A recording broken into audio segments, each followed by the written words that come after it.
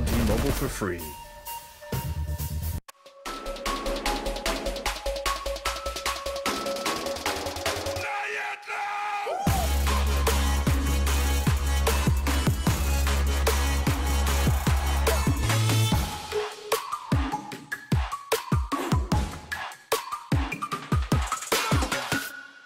The new Galaxy Note 9 has more power than you need. Like a remote control for a phone. Why would you...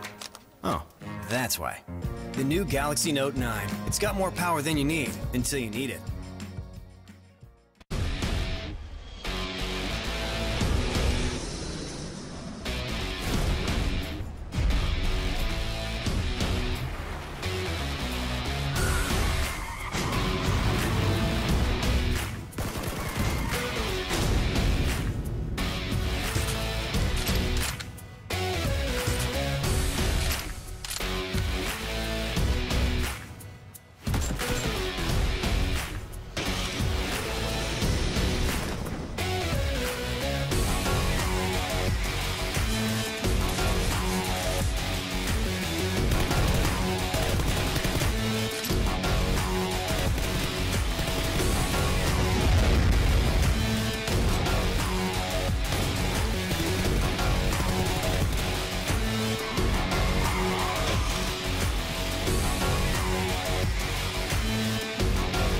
Play PUBG Mobile for free.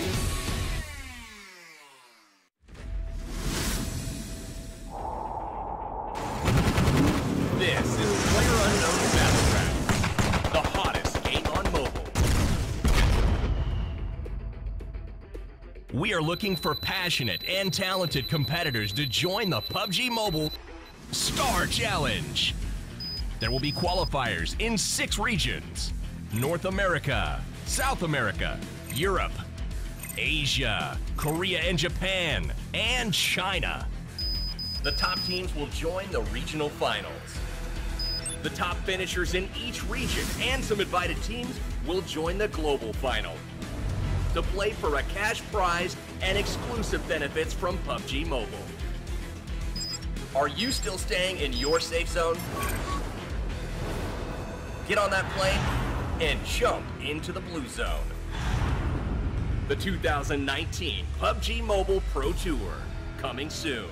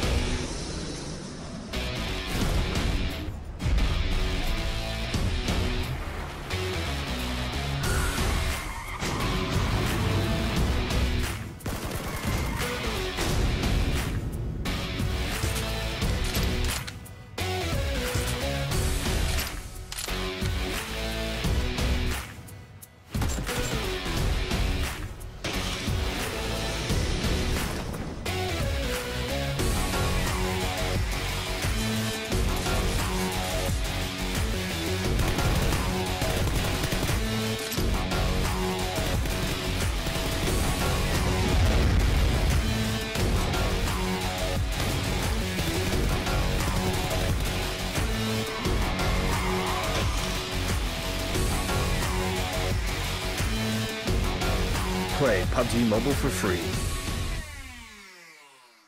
The new Galaxy Note 9 has more power than you need. Like a remote control for a phone. Why would you... Oh, that's why. The new Galaxy Note 9, it's got more power than you need until you need it.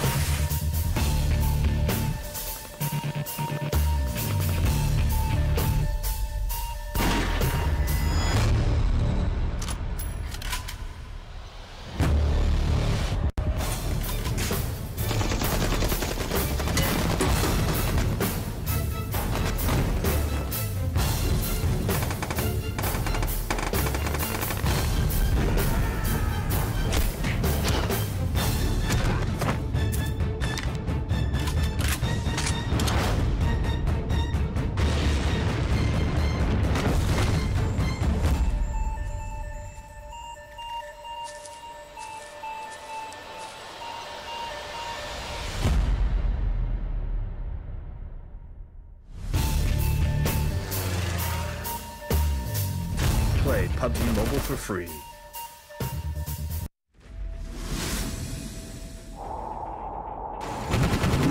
This is PlayerUnknown's Battlegrounds, the hottest game on mobile. We are looking for passionate and talented competitors to join the PUBG Mobile Star Challenge.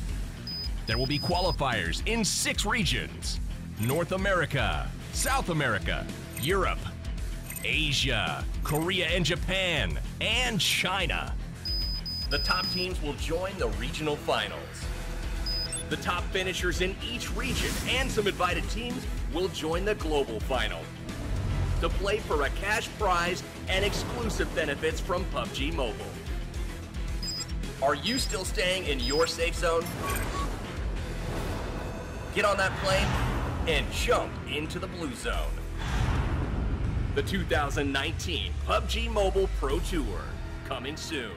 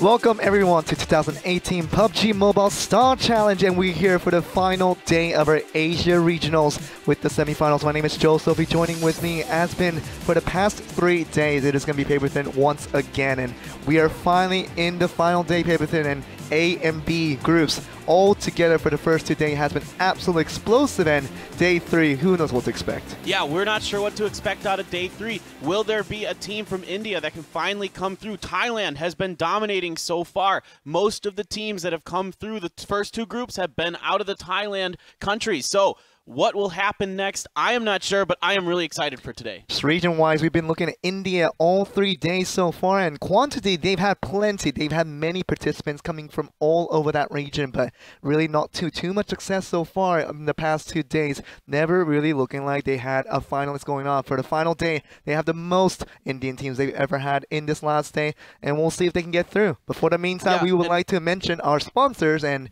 we do like to thank Samsung Galaxy Note9 for helping us bringing this event all together. So be sure to go on your mobile devices, go on Galaxy apps to download PUBG Mobile for free and enjoy this wonderful game with all of us. But as you were saying, Paperton, it is all about this day 3, and we've seen what we've seen so far through the first 2 days. What are your expectations going into the last one? I mean, I just feel like Thailand's going to do well again. We've got more Thai teams here as well. We've got some teams from some other countries today. We've got a Bangladesh team. We've got a team from Singapore. So we're seeing a couple countries we haven't seen before. We've got some Philippines. We've got some more Vietnam. We've already got a Vietnam team. We've already got a Philippines team. And we've got an Indonesia team that have already punched their ticket to the finals. And we're going to get to the VCR, guys, to see exactly how this tournament will be run. So we'll be right back after that one.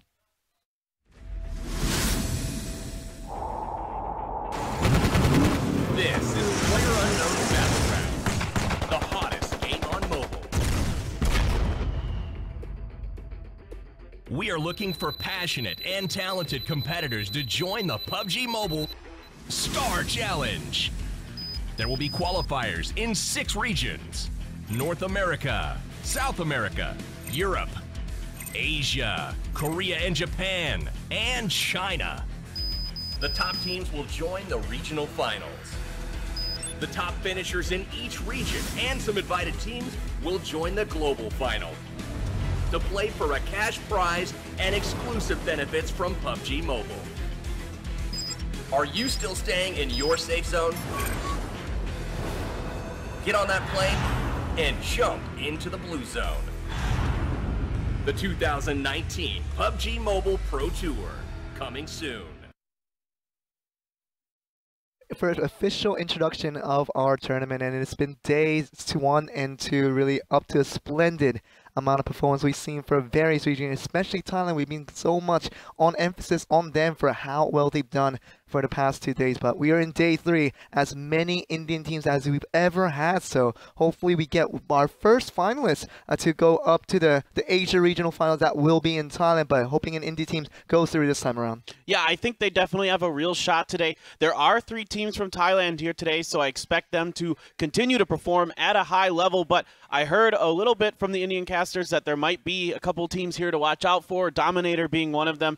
They think that is the best team from India here, so we'll see if they can live up to that. They said maybe some of these other teams from India today might be stronger than before, but they were kind of joking that maybe they'll get through with the invites, but we'll see. You know, joking or not, let's get to the overview to see exactly how the tournament will be run. And here's what we've been looking at for the past 2 days. FPP, TPP, TPP in a matter of 3 rounds to decide the best 4 teams out of that day. We've gone through Group A, we've gone through Group B, and now we are at September 23rd where we are looking at Group C. All on Erangel, of course, but you know, we've been looking at past 2 days. We were talking about the disappointments in India of how many participants were in here, but never really making it to the final stage. So now we're looking at these final teams here. You talk about Dominators being one of the teams that we should be looking out for, but see how they do today. Yeah, absolutely. So the format has been the same as it has been for the last 3 days. 4 teams get through each day, so 4 more teams to go today. 4 teams will be invited, and 4 teams will get through on the online voting. And this is where the Indian casters were joking that because India has 1 billion people, they're going to get all 4 of the online voting teams to come through. We'll see if that happens. It might not. And you know what? The online voting starts today, guys. Just go on your PUBG Mobile application and be sure to go on to where the online voting section will be now available inside the app. So if you want any of those Indian teams that have already not made it through for the past 2 days, including today, might be day 3 where some of the Indian teams don't allow themselves to get through. You can vote for them to really save their lifeline in a hurdle, and you can get them to the final just by the popularity vote. So everything is still on the line. We still have to decide our 4 teams going through, and with our rank points on the line and our kill points, we knew basically what we expected, and the aggressive teams were the heavy favorites. Yeah, absolutely. Teams that have been aggressive for the most part have dominated, other than EVOS on day 1, who just shocked the world by winning all 3 games in a passive manner, but also they got a little lucky with the circles, which allowed them to mostly remain passive. But even when they did have to be aggressive, they were able to have success doing so. Yesterday, we saw RRQ and Rampage be extremely successful with aggressive tactics. And just aggressive all day, every day. How what are those 2 teams from day 2 talking about RRQ and Athena, and obviously Rampage both coming in from Thailand and doing so well to really dominate the fields once again in that day 2 of yesterday. And now we are looking at the situation of day 3. We don't know what to expect from various regions out there. We have some new regions of Bangladesh and Singapore in the lineup now. We saw one Indonesian team yesterday, and they were able to make it to the finals with Red White being that team. So anything could happen here, baby thing. We knew for the past 2 days we were in for a lot of surprise, and we definitely got him. Day 3, we can expect nothing less. Yeah, and mad props to that Indonesia team, Red White, who came through as the only Indonesia team in this tournament in any day. In any of the 3 days, they are the only ones, and they managed to get through. They had a spectacular last couple rounds yesterday. Very great job by them. I'm excited to see what the Singapore team and the Bangladesh team can bring. The Hong Kong teams didn't get anybody through, and there's no more here today, so unfortunately for them, they won't be represented unless you can get one of them in with the popular vote. Go on the app right now. You can do it. You only have until the 25th to vote, so get on there and do it.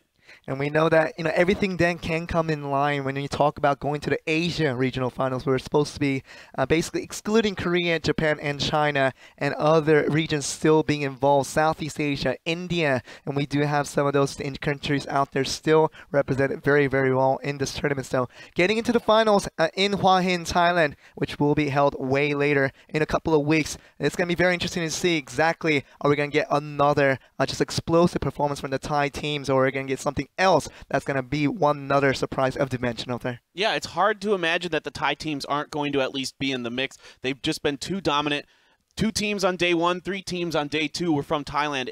They've just been absolutely spectacular. It's been a lot of fun to watch, but I am starting to secretly root for India. I'm starting to feel a little bad for them. And you know what it is? This is their best chance here. You got the best team of India, of Dominators, playing in the fields today. And you also have basically the most quantity of what we have. I think about 11 to 12 teams that we have just for today out of the 21. So we do have our 21st team joining in our lobby today. We will kind of get that to you guys once the team profiles do show themselves. But it is because the earlier rounds where they did play, it was an absolute tie between the scores between 2 teams. And those 2 teams were both able to make it through. So making Group C a 21-team lobby instead of a 20-team. So that's going to also enter the interest of what we're going to be watching for. Yeah, we've seen a lot of early action here in PUBG Mobile with these tournaments.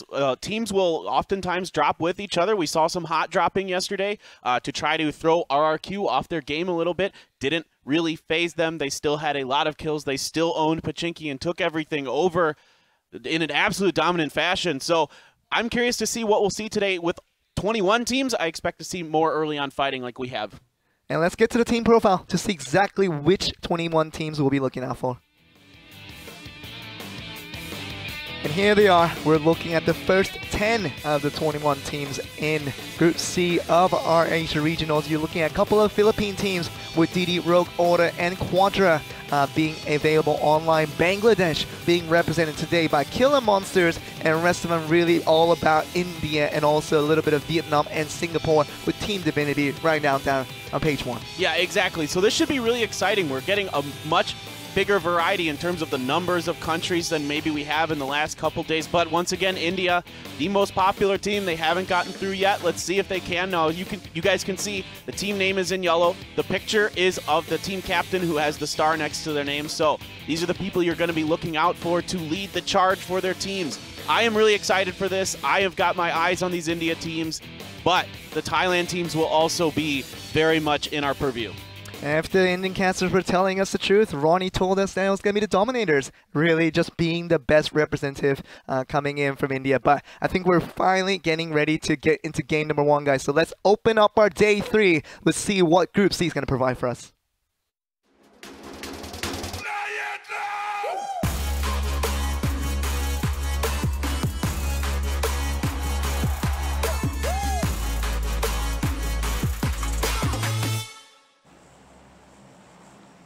And welcome everyone to Erangel for the very first time in Group C of our Day 3, our final day we have of this semifinals of our Asia Regionals, and we do get the flight path to begin this off.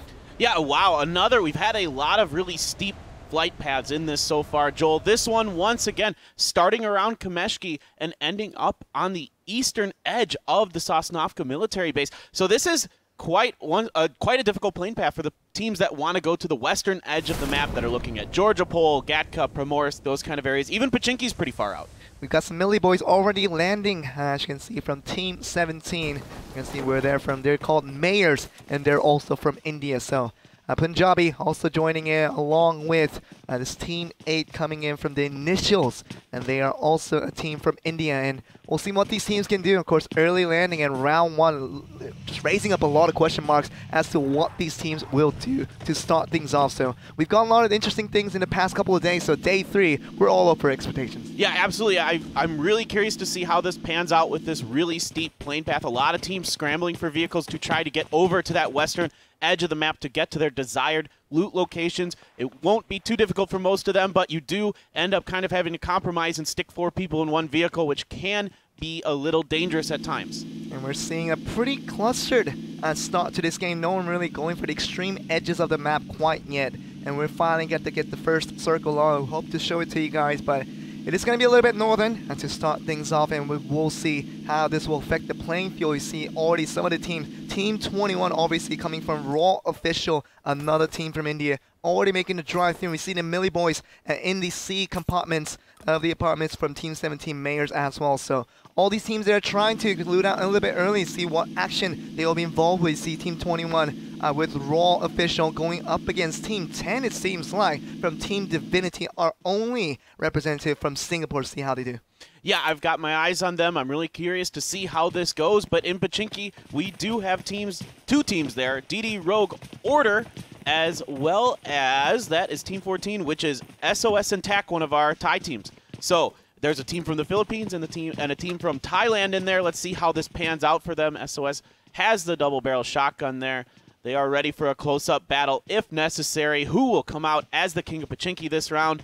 Oftentimes, our Pachinki teams have seen success in this tournament. Pachinki teams, you talk about who to really pull up the interest. It's about all the Indian teams usually like to go there, and some of the Thai teams were able to find a lot of success there as well. So coming in from Thailand, you do kind of expect that Sauce and Tac will be the ones to really see what they can do in this Pachinki area to start on. We're looking at a little bit Severny right now with team number 7, Quadra, in the map right now. And we're also looking at team 5, Lick and Suck. Okay, come on. This is a little bit dodgy in the terms of why you made the team. I'm going with LNS for the rest. LNS, let's go with LNS. Is what they get called the rest of this tournament. So that's the only time you'll ever hear us saying that name, and we're going to go with LNS for the rest of the tournament. Yeah, we're going with that. Another team that maybe you might be kind of raising an eyebrow at that we've seen a little bit here is Punjabi 345. Now, you guys have to understand, that is not an offensive word. That is what the sheiks are called in Hindi. So people who are of that faith or of that region or whatever however you want to think of it, that is the term that they use for that in India. It's not,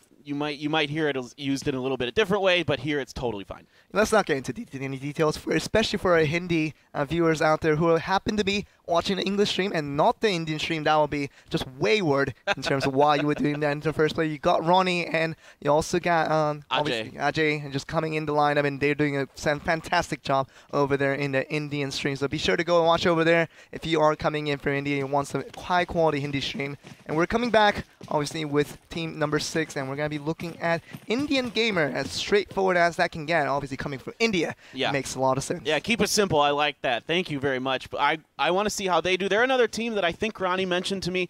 It was hard to keep track. He was like really excited about today because he really thought that today for sure one of these India teams was going to come through and really perform well here today. But No action so far, and usually we see at least a team or two fight it out over their desired loot location, but so far, no one's really interested in trying to challenge each other. And really, yeah, very not an aggressive start that we haven't seen from the past 2 days, where it's been all about action, action, action. If someone invades your city, like we do see here in Pachinki, basically yesterday it was all about one team coming out alive and no other option for that. So we'll see if this day turns out to be more of a passive day with all the characteristics of these 21 teams really reflecting already our few moments here. Yeah, okay, maybe we've got some shots being fired here. Okay, SOS does get the first knock here.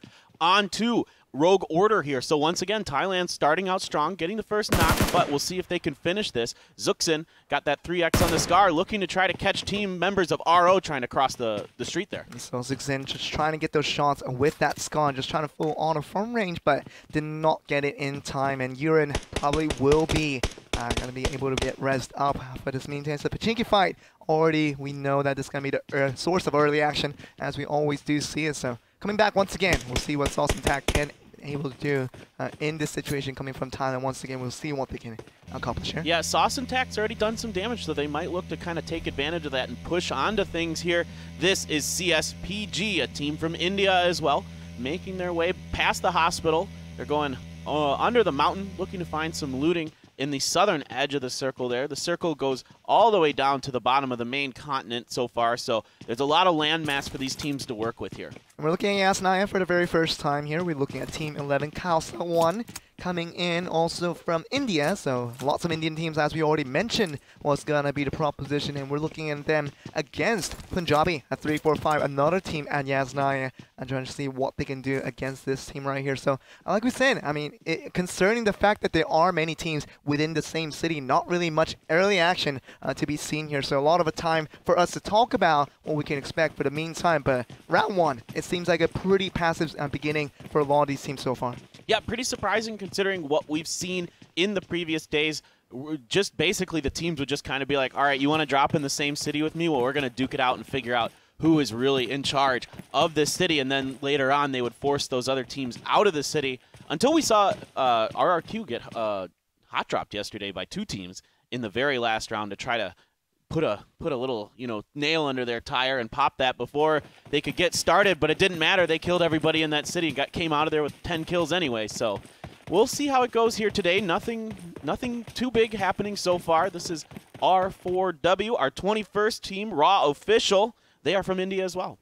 We're looking also at Quadro to see what they can do. Quadro is coming in right around Severny and see what they're going to accomplish here. But all the more, we're seeing a pretty empty Severny other than them. So just trying to go up a scout and observe whether to see if anybody else has already invaded this city that they're already in. So kind of soon find out that basically they're the only teams in here. So it's going to be a pretty soft start for all these teams right now. And also looking at Raw once again, Raw official. Of course, not much to talk about here because it's been looting, just basically for the first few minutes here, and we're already reaching almost very close to the 10-minute mark, and nothing really happened here. Yeah, this is a pretty big circle. It has about the most amount of landmass you can possibly have with a circle in it, so it does make a little sense that we're not getting a lot of fighting early on. The circle has started to close, though. Teams are going to have to make their way in. There are only 2 teams who went down to Sosnovka. There was Superstar, who dropped into Novo, and Mayers, who dropped into the military base. They are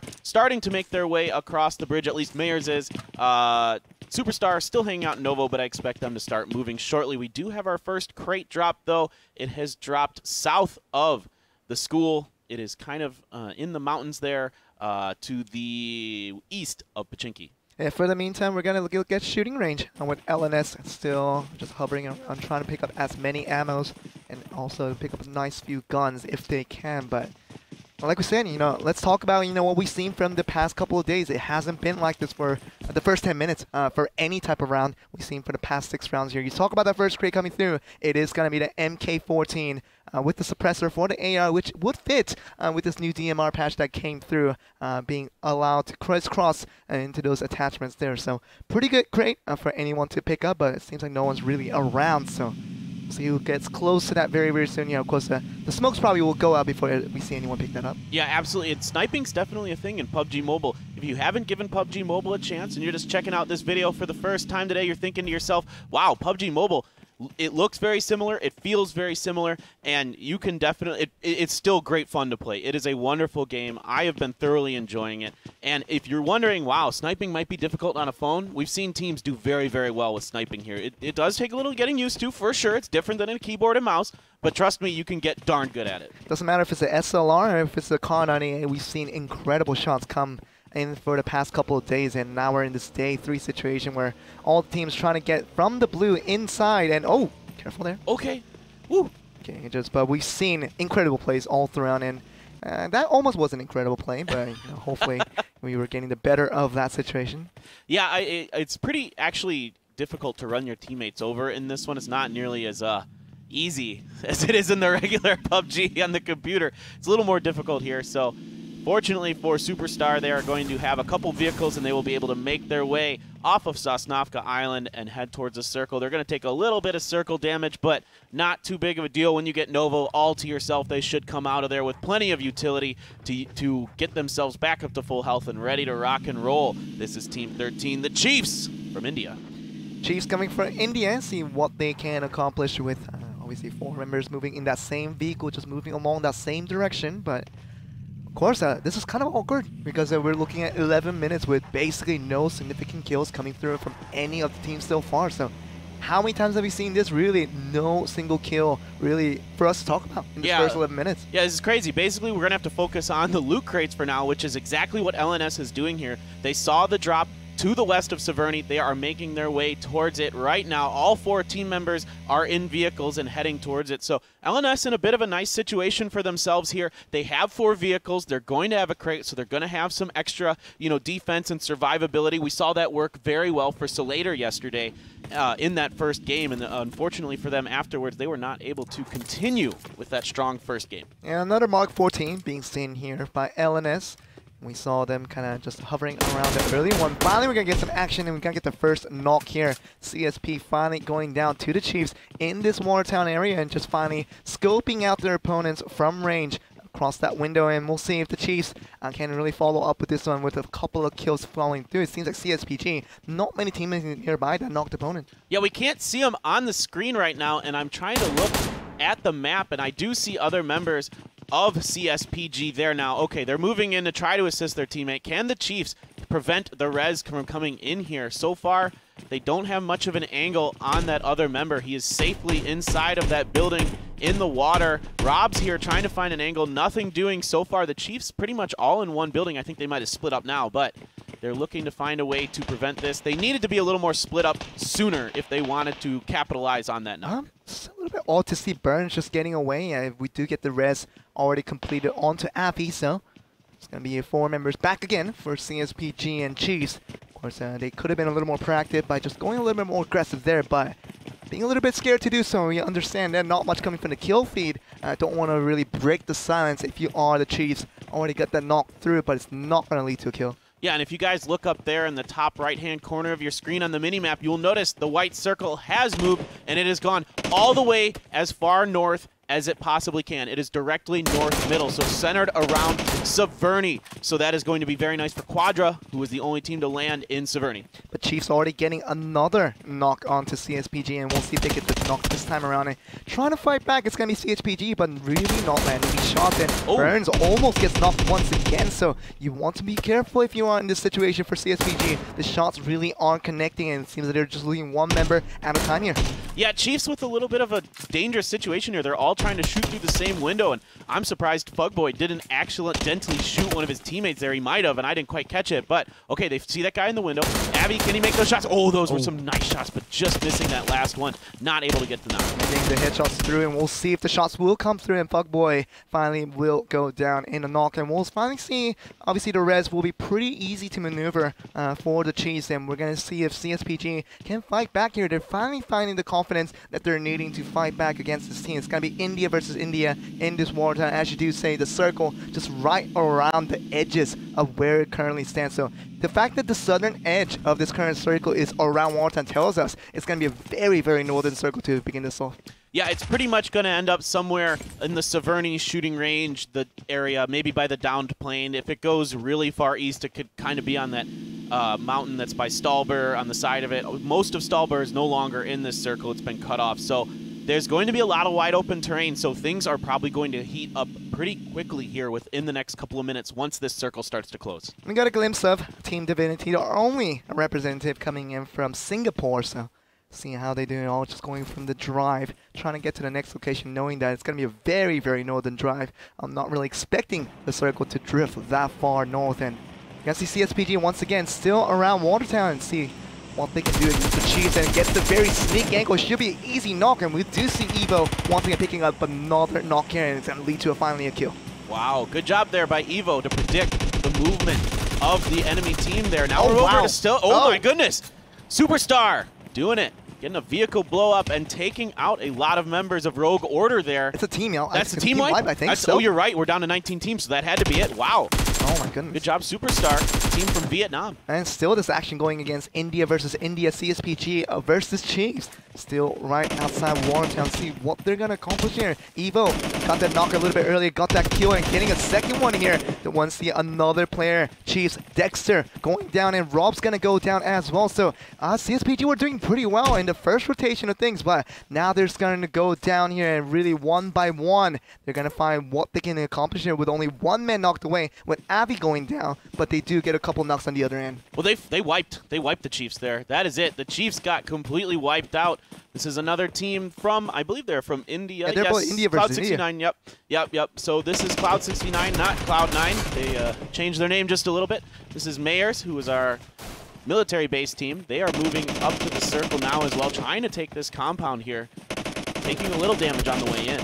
Trying to do that against the mob is what we're going to see seeing. Team 15 versus Team 17. You see FSJMZ is going to be coming in from the flank there, trying to get the picks onto some of his members here, but it seems like they're finally going to be caught, and it seems like mob is going to find a lot of knocks here. The first one is going to lead to a sure kill, and we're going to see more and more, and it seems like all the more Team 17, Mayers, is going to be completely wiped by the mobs here. Yeah, mob, great defense here on this position. Normally we've seen the aggressors have a little bit more success in these situations, but mob doing a very good job of staying mobile there. You saw their members moving around in circles, never staying still, catching the Mayers in bad positions because the Mayers came in, were kind of stuck behind that wall. And really didn't know what to do defensively because they just had certain intruders coming in from the outside just like that. It only was about 10 seconds ago before they arrived to that house and they found that action against them. So now we're going to the situation where finally we're seeing some action in this 17-minute mark, and we're going to see if this continues on here. 17 teams remaining with 66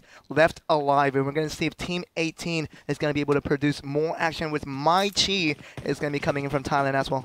Yeah, Mai Chi, a team from Thailand, they're opting to take a lot of circle damage here. They landed in the northern part of Georgia Pole, just starting to make their way in now, but the circle has moved once again, and you can see on your screen there up in the top right, that's Severny. A little bit of the circle is, still covering Severny, and everything has gone to the east, so this is going to be a very flat, wide open final circle area. And how many times do we get a Severny circle, really, in these PUBG Mobile matches? And finally, we're going to get it. A very northeastern start to this game in this round number 1 for Group C. And of course, this is the last day of the Asia Regional semifinals to decide who will be joining a lot of Thailand teams in the grand finals. And of course, we're looking at some of the Thailand teams still from today. Maybe they are like to upset a lot of Indian teams participating again once again today. Yeah, they've been doing it over and over again, so I'm not going to be too surprised if they can pull it off.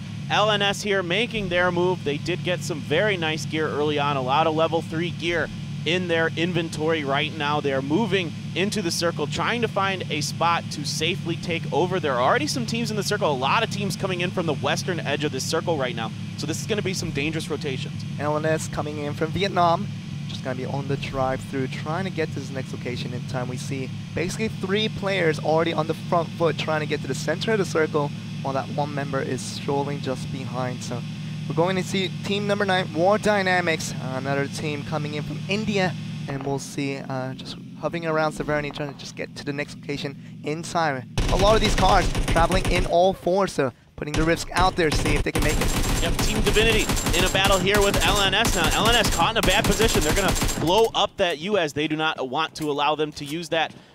They have not taken any damage as Team Divinity, but they've done a little bit of damage to LNS so far.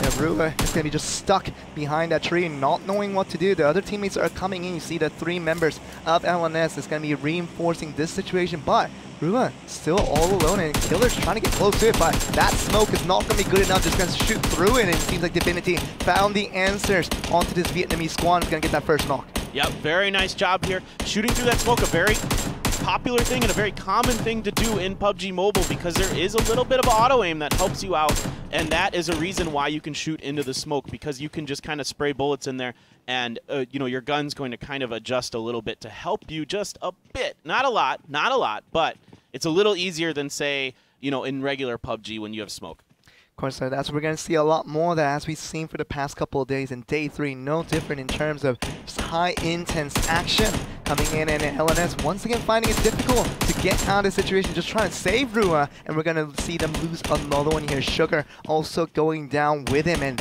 seems like the 2 knocks will definitely be an eventual kill. 2 kills probably going to go over to Divinity after all of this, and LNS finding it very difficult to get out of this really trenches. Yeah, they're just going to have to fall back now. Killer and I believe that's or Mad Life, excuse me. Killer and Mad Life are going to have to just stay back now and play it safe for the rest of this. They're not going to be able to take this position. They're mostly fine right now if they can just find a way to survive without. There's a couple teams that could come from behind them from the northeast, but it kind of depends on where this next circle goes. I'm going to see, obviously, different teams starting to get involved in this action, where we have a very intruding circle to begin us off, and we're looking at Team 20 Dominators. And we're seeing what they can do against Team 9 with War Dynamics, just on the opposite side of these houses. And Charlie just gonna be spotted out. Some of these members from War Dominators, and see War Dynamics, see what they can do just around the opposite side of where they stand. New circle opens up. Gonna be in the middle of where we see is a complete landmine, as we see other teams gonna have to just encroach in from all angles here. Yeah, absolutely. Team Divinity has real estate in this circle. There is another warehouse available that another team could do, so pretty nice position for them. I believe Sauce and Tack has a compound there on the southern edge of the circle, but we're going over to WD, who's in a fight with Dominators here. There hasn't been much damage traded either way, but those teams are going to have to move here relatively soon, and they will have the surviving 2 members of LNS possibly in their way when they do move. You see another team just on the very much the edge of this current blue, as we can see with Team 8, the Initials. There's a team coming in from India, and they have to get out of this hut very, very soon here. It's not going to be a safe zone when this circle starts closing in. The circle starts hurting from this 4th closing of it in, so once we get the closing in about a minute here, it's going to be about other teams going to make the adjustment here. It seems like Sauce Attack just going to coming in and greening for this compound, not knowing that Divinity is already surrounding, but it seems like the invasion's going to be complete here. Sauce Attack getting 2 knocks already, but losing a lot on the other end, and Divinity see what they can do, but on the reload is going to be able to finish off, so Divinity almost in a disastrous moment there. Yeah, Divinity just about got wiped almost solely by Vivi. Vivi there had to reload. He was out of bullets, basically. And unfortunately for him, there was still 1 member of Divinity left to finish that off. And Divinity, as long as no one else tries to capitalize that, maybe they heard the shots, they might try to capitalize on that situation. As long as nobody tries to push them because of that, they should be okay and be able to get all 4 members back up. We see another 1v1 scenario here, just north of Severity. We're looking at Wall Dynamics and see what they can do with the Vector. It's going to be the only member up, and we're going to see the other member being rezzed up right here. So just buying a little bit of time, trying to get all 3 members back alive is going to be the situation for War Dynamics, but LNS is going to be mixed in here. We see another action coming from Cloud69 going up against Punjabi 345, and we will find the knock on the other end. So Burble seeing what he can do just along the top of the hill, and see trying to get if he can get additional knocks there. Yeah, Killer's trying to get the res onto Mad Life here. WD does manage to get their members back up. They have lost Chief Arsh as well, but will they be able to get through LNS here? LNS with only 2 members left. There are 3 here for WD. Mistake throwing some smokes to allow him to rotate around the gas station here to try to find the angle onto the members of LNS, but Mad Life has been rezzed and has healed himself. It's going to be about 2 members from LNS trying to fight against these 3 members from WD, and Not much coming from the last time around. Just got 2 knocks, but didn't able to finish the last member.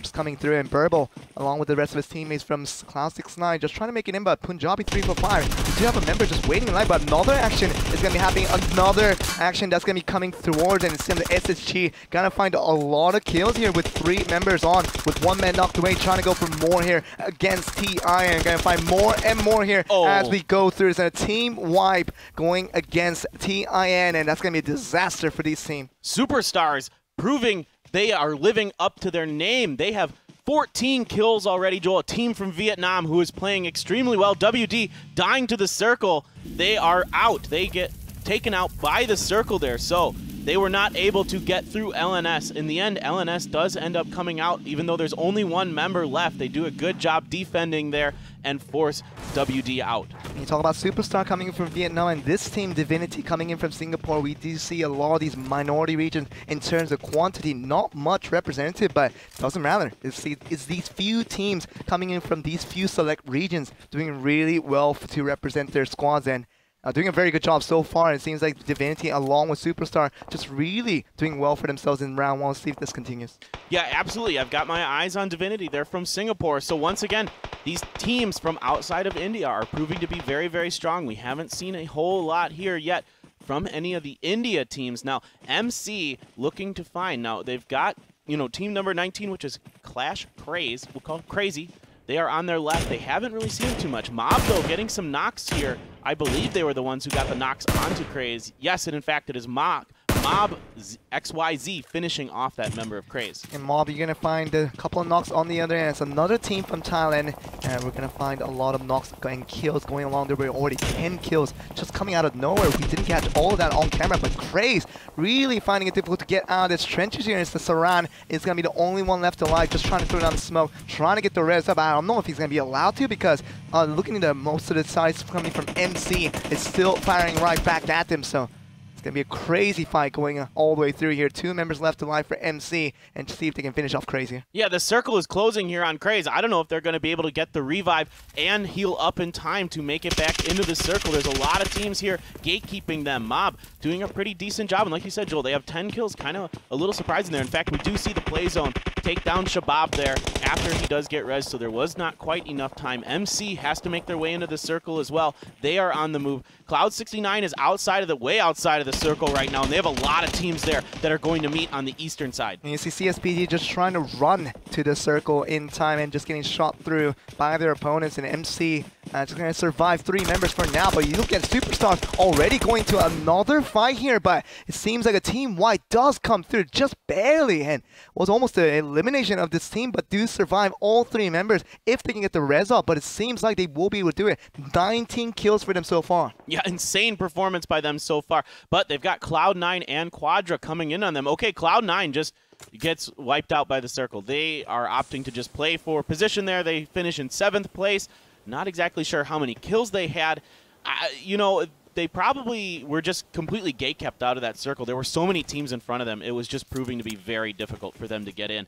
Superstars leading the way in that charge, proving that they, so far, are the strongest team with 19 kills. And we'll see if this 3-member squad coming in from Superstar from Vietnam will be able to get the job done here, Paper Thin, but now they're on the edge of the circle where other teams have already established themselves in a much better position in the left part of the map, as you can see inside the circle. So MC is another team that has about a 3-man squad, but still a little bit outside the circle, has to go up against this team right here with Mob, and in a really good position right now with 11 kills, and just trying to look for all angles for incoming opponents to see if they can get the snipes through. Yeah, these have been Mob circles so far. They keep going far to the west and keeping that compound that Mob has in for them. So they're taking advantage of it. They've already got 11 kills. It kind of starts to feel like maybe this is going to come down to Superstar and Mob, but there's still a lot of other teams in it. But some of them are down to 1 or 2 members only. So we'll see how this plays out. CSPG taking a lot of circle damage here, trying to find a way to safely get in.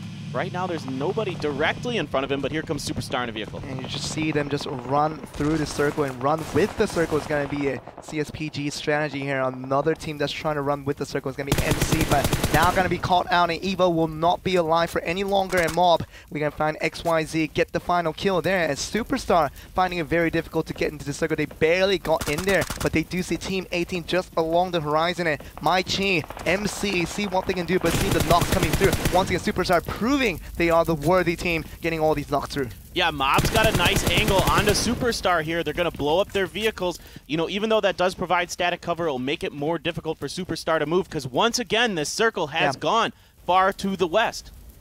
Mob just trying to really enjoy this moment for the time being, but Superstar gonna enjoy more kills here. MC gonna lose another member to the early snipes coming through, and then second kill, and the team white eventually coming from Mob, and really looking at SSC. Superstar getting the shots where they need, and gonna add to their total kill count, 22 on the board. So 3v3 scenario, 3v4 scenario versus them, but SS gonna be shot from up far, and XYZ finding the shots once again. Yeah, XYZ gets the knock. As Superstar in a very difficult position here. They do not have the defender's advantage. Mob has compounds and cover they can use. Superstar does not have much. They have a rock, a few blown up vehicles, and some trees, so they're throwing a lot of smokes to try to make their way in, using a lot of utility just to make this push work. Can they do it? So far, they've got 22 kills, so if any team can do it, it's going to be them. And it's a brilliant idea coming in for Superstar, just to smoke their way through, form a cloud bridge to get to the next circle, but it seems like Mob is going to be really downing on them. All these shots coming in from these houses where they're the most safe, and just really just reaching down on them. But Superstar, one step at a time, as these guys just trying to make it to the next circle. You see the smokes coming more and more prevalent as they're trying to make their advance their way into the next circle. Yeah, but 4v3 scenario between these two kill-heavy teams right now. It seems like 15+ kills already for Mob and 20+ kill for Superstar. See how this game ends. Yeah, Mob, if they can hold on to this, they'll, I think, just slightly eke out Superstar in the final rankings for this game. Both teams playing out of their mind, but Lewis with a really nice headshot there onto a member of Mob. So, as Superstar's got to push, though, the circle is closing onto their backs. They're putting the pressure on. They're trying to just keep Mob pinned while they make their moves. Oh, and my goodness. XYZ goes down as one. This is going to be the Renlich coming in from all angles. It seems like Lewis doesn't care whether they're outside the circle or not. Just gonna go for the kill wipe onto them. And are you serious? 22 kills along with the rest of the team. And it seems like Mob had the invincible defensive tactic, but not good enough to take the win. Superstar showing us they are indeed the Superstar. Yeah, they ended up with 25 kills there after they wiped Mob at the end. That is the most kills we have seen in a round so far. Now, granted, we do have 21 teams instead of 19 like we have on the other days, so there are a few more players available to be killed. Nonetheless, Superstar with a dominant performance. And you know Superstar was not supposed to win that battle right there. And 4v3 outside the circle, and you have the one-man disadvantage, and you're still going in, running while shooting in. Oh my goodness, this team from Vietnam, it's going to be just another team that we should be looking out for. It might not be about Thailand this time around. Seems like this team, Superstar from Vietnam, is going to be able to tell the story in day 3. Yeah, that was an insane performance. Those smokes at the end, so brilliant, creating that wall in front of them, a wall of fog that does not allow Mob to know where they're moving to. Now, Mob, with that many smokes in front of them, they can't just focus all their fire onto one smoke like we saw some other teams do, where if somebody got knocked, they throw one smoke. You need to throw a couple here in PUBG Mobile to really provide your team cover. And we're going to see exactly how Superstars were able to live up to their name in this round number 1. And just brilliant performance by them, but we'll get a team at another look at different teams here, but oh my goodness, I was so surprised by what we saw from team number 1 here. Yeah, this is just incredible by Superstar. Very aggressive stuff. They started in Novo and just had to keep pushing their way north, and they were getting it done. Sauce and Tack with a decent early start.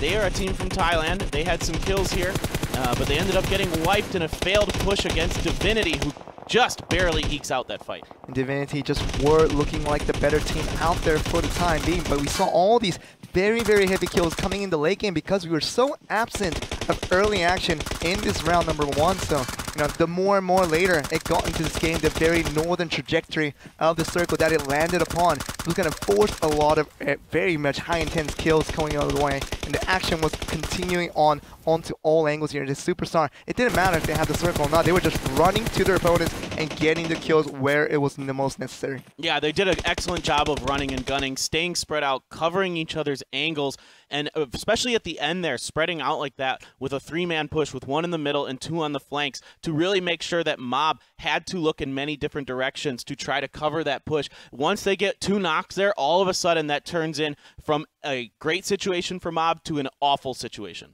And what an incredible performance from Vietnam right now. We didn't have as good of a representation from these guys from this region, unlike the Superstar, and these guys are already popping off, winning in a situation where they're not supposed to be.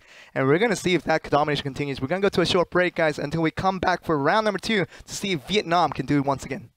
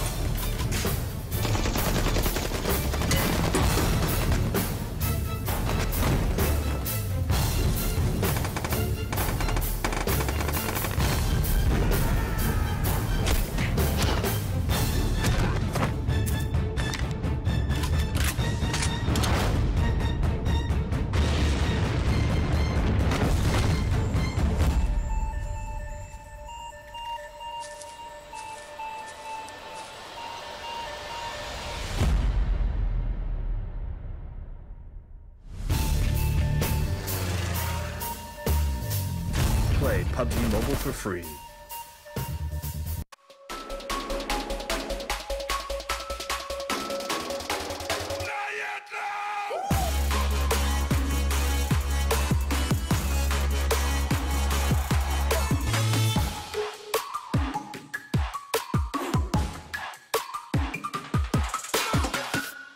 The new Galaxy Note 9 has more power than you need.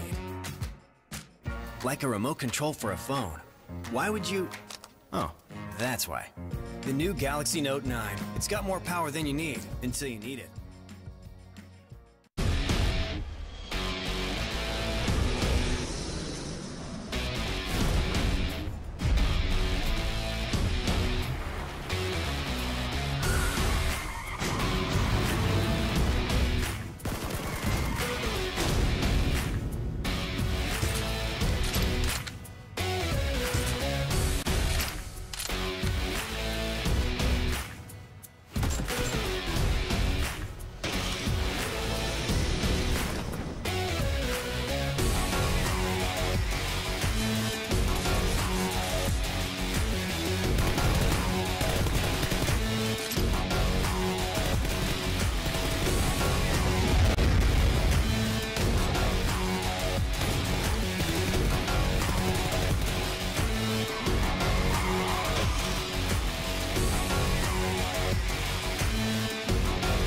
Play PUBG Mobile for free.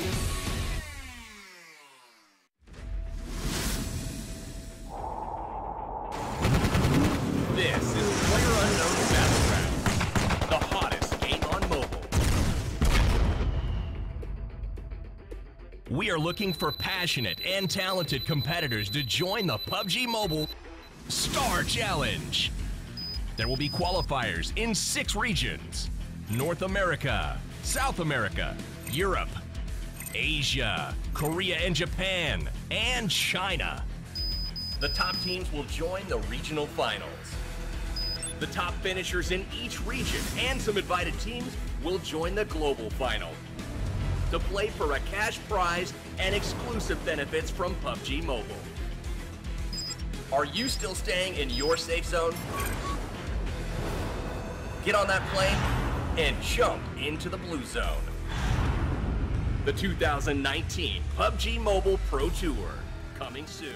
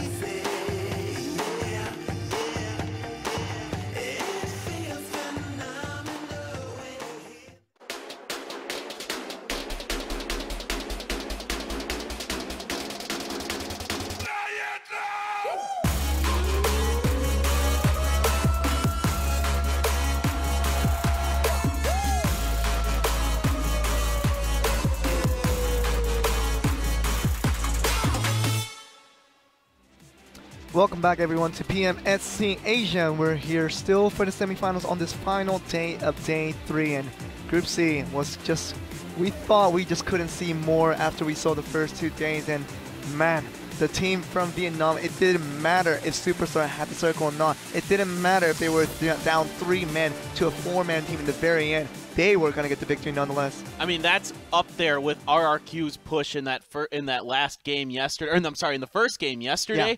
That is similar kind of ability and play there. Coming down when you're at a disadvantage, making the situation work for you, making the right plays, landing your shots. What an impressive push by Superstar there at the end to take Mob out. And really now, anticipation for Vietnam and this team of Superstar now just goes above the roof. And finally, we're getting to round 2. And we now have really just a huge expectation for these guys. And of course, we're going to mention our sponsors once again, Samsung Galaxy Note 9, who have basically been the superstars of this event, just doing so well to help us just really alleviate this event altogether. Be sure to go to Galaxy apps on your mobile device and to download PUBG Mobile for free. So, man, speaking of superstars, I mean, we got sponsors all around and we got superstars all around, and it seems like this team from Vietnam is ready to just take the tournament over. Yeah, I mean, we haven't seen teams fall off much when they've been that dominant in a game so far. Yeah, RRQ, they had a lot of kills. They had 23 kills in the first game yesterday. After that, they didn't get any more chicken dinners, but they were always in contention at the end. I expect Superstar to continue that as well. It's pretty much been a team starts out hot, they pretty much stay hot throughout the whole thing. And as it's true for EVOs from day number 1. It can't get any hotter when you win all 3 chicken dinners for all 3 rounds. And coming to day 2, RRQ basically were very, very aggressive until that round 3, where they were just caught midway in a team fight where they did not flourish. So other than that, literally is exactly what you're saying, Paper Thin. It's been about one team taking the show every single day, and it's been all about talent so far, but Vietnam really wants to intrude in and really make themselves like the main characters of this one. Yeah, absolutely. The last 2 teams left alive there were both from Thailand. It was Mob, who is from Thailand, and Mai Chi, which is also from Thailand. So once again, Thailand still making a strong showing, but Superstar overshadowing them today with a 25 kill performance here in the first game. But that was FPP. We're moving to TPP now. And of course, now we do see Thailand as the 2nd best and the 3rd best of round number 1, but I don't think they want to make it stand right there. They want to be the best, and it doesn't matter regardless of what day we are in. We are in this day 3 Group C, brand new set of 21 teams, but it doesn't seem like Thailand is going to go down with any sweats right now. Seems like they want to dominate over Vietnam, and it's going to take really just a magnificent performance to get it done. Yeah, absolutely. I mean, that's a lot of kills on top of a chicken dinner as well, so that's going to set them a lot of points ahead of the 2nd place team, probably around 300 or so. Just doing some basic math in my head, trying to remember what other teams have done in the past. It's going to be a huge mountain for these Thailand teams to try to overcome. We never really got to see from day 1 and day 2 where the first place standing of that round 1 was secured. No other team were able to really rival them until the very end, and it seems like this might happen again. Such a huge lead that we haven't got to see the exact scoreline for Vietnam, but Superstar, they're going to be so up ahead right now. It's going to be so tough for other teams to really catch through. Yeah, definitely. We really didn't see much from many other teams. It was a very passive game. It was a much more different game than we've seen here so far in the PMSC semifinals of the Asia region. we have seen a lot of early action, and then we've seen just like 1 or 2 teams just kind of take over and throttle everybody else. This one, in the beginning, was very passive. There were still a lot of teams in it as we got down to the 5th, 6th circle, which in the past, we haven't seen quite that many teams survive that long. So there was a lot of chaos in the middle of that game, which we hadn't really seen as much of in PUBG Mobile so far. And because of the passivity in that early game, we got to see more aggressiveness and more high-intense action. The later we got into that round number 1, we got to see entire team-wise again and again and again in order. And that became the situation where the strongest were able to survive. And in the end, it was going to be Superstar beating out an entire squad of the mob in the final circle. So, you know, it doesn't really get to us where we say that early action is not necessarily important, but the more and more we go, the contrasting moment does happen in the mid-game. So maybe now that the teams have figured things out, we're going to see what round 1 looks like after all that came through for Group C.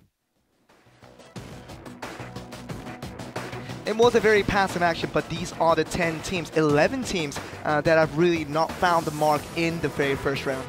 Yeah, so definitely some disappointment in there. A lot of India teams in there, including Dominators, who we talked about. India Gamer, another team that I believe Ronnie was telling me about earlier. So this is not looking great for them. There's one Thailand team in there, and that's SOS Intact. They were knocked out pretty early on. Oh, who was they in a fight with? I can't remember now. There was so much action going on at that time. Well, here we go, the top 10, Joel. Top 4 is going to be what we're looking at. Maichi, obviously the 3rd team coming in line with the mob, losing to the best team in that round, Superstar, with 875 points to start things off. But look at where the mob stands with so many kills of their own. They're going to exceed 500 points already with 620 on the board in the very first round. Yeah, they're a little bit closer than I expected. They're 200 and, oh, that's about 55 points away from Superstar. So they definitely had a very nice round for themselves. Maichi getting 3rd place there, and CSPG, a team from India, is in 4th. So they're still in this, Joel. They've got hope. A nice job by CSPG there to stay alive. They got a few kills in there as well. Top 4 team right now, but look at where 4th place team compares to the 1st place team. Many hundreds of points away. That means lots of teams have a lot of work cut out for them, and especially in the bottom teams, you really need to get those chicken dinners and try to climb back up the ladder, because it seems like some teams are just running away with it already with these 2 teams in the top 2, just taking all the kills and taking all the points with it. Yeah, it seems to be the story of the tournament so far, where one team just comes out of the gate, just absolutely destroys everyone in that first game, and basically clinches themselves a ticket to those finals because of their dominant performance in that FPP game. We've seen it from EVOS, we saw it from RRQ, today it's Superstar, and Superstar had, I believe, the most points out of any of those teams in their first day performance. Exactly, and I think that's what we're going to get from this first round, and day 2 and day 1 all combined. It has been about that one team just dominating the fourth, and really wants to show in this 3-round format, one chicken dinner usually is good enough. We saw that from yesterday, the very last round, round 3, getting that one chicken dinner for that team. In the end, basically being in a bottom standing team, it doesn't matter. You just get one chicken dinner and get a lot of kills with it, and you will be set good enough to make it to the finals in the end. Yeah, exactly. Dala did that yesterday, and that's all it took. And we're finding that it takes about 1,000 points total to really guarantee yourself one of those top 4 spots. Basically, Superstar is already there. I mean, they can get last place the next 2 rounds in a row, and they're guaranteed to basically get through. So, and that's just not going to happen. They're just too good. You can, if you're getting 25 kills in one game, you're too good to just absolutely get blanked in the next game. And really, you're deserving to get to the finals more than anything. It seems like Superstars already clinching themselves in a very good position and wants to continue on their dominance to really show the world that Vietnam is another strong region that we should be focusing on other than Thailand, because it's been all about Thailand. The news and the cover page, everything about them has already been highlighted too much so far. So it's a good time for other regions to really spark their mark. Talking about Indonesia from yesterday, from Red White, and now we're getting Superstars from Vietnam, and it's good to see this diversity. More diversity is definitely needed, especially from India, is not really making their mark in this first round. Yeah, definitely. Right now, India feels like the middle child, Joel. They're not getting much attention. It's all Thailand, Thailand, Thailand. That's all we're seeing so far. And a little bit of Vietnam and Indonesia and the Philippines. There's a Philippine teams in it as well. Yep. And that's going to see if that continues on with a little bit of diversity there. But are we going to see more and more Indian teams finally starting to make their mark, trying to get into the top 4 and clinching themselves in the top 4 is another story that we should be focusing on, because we're getting ready for this lobby, guys. We're getting ready to get into game 2 of this day 3, and this is going to be the final day before we move on to the Asia Finals that will happen in a couple of weeks. So, oh man, I mean, it's going to be an intense action. I would probably have to predict in this round 2 because of how round 1 played out. Now the teams seem to just already figured out. So I think we're finally ready, guys, to get into round 2 to see exactly how Group C will further unfold for our eyes.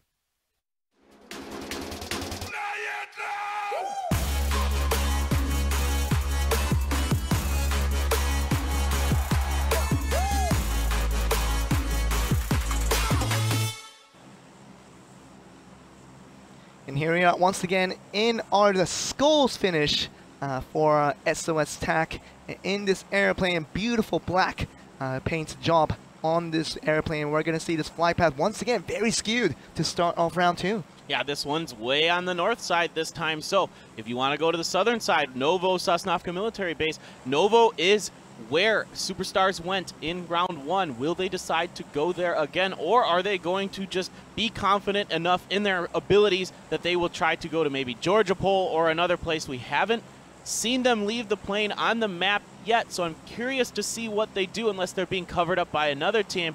I wouldn't be too surprised to see them drop Georgia Pole here with the confidence that they've had.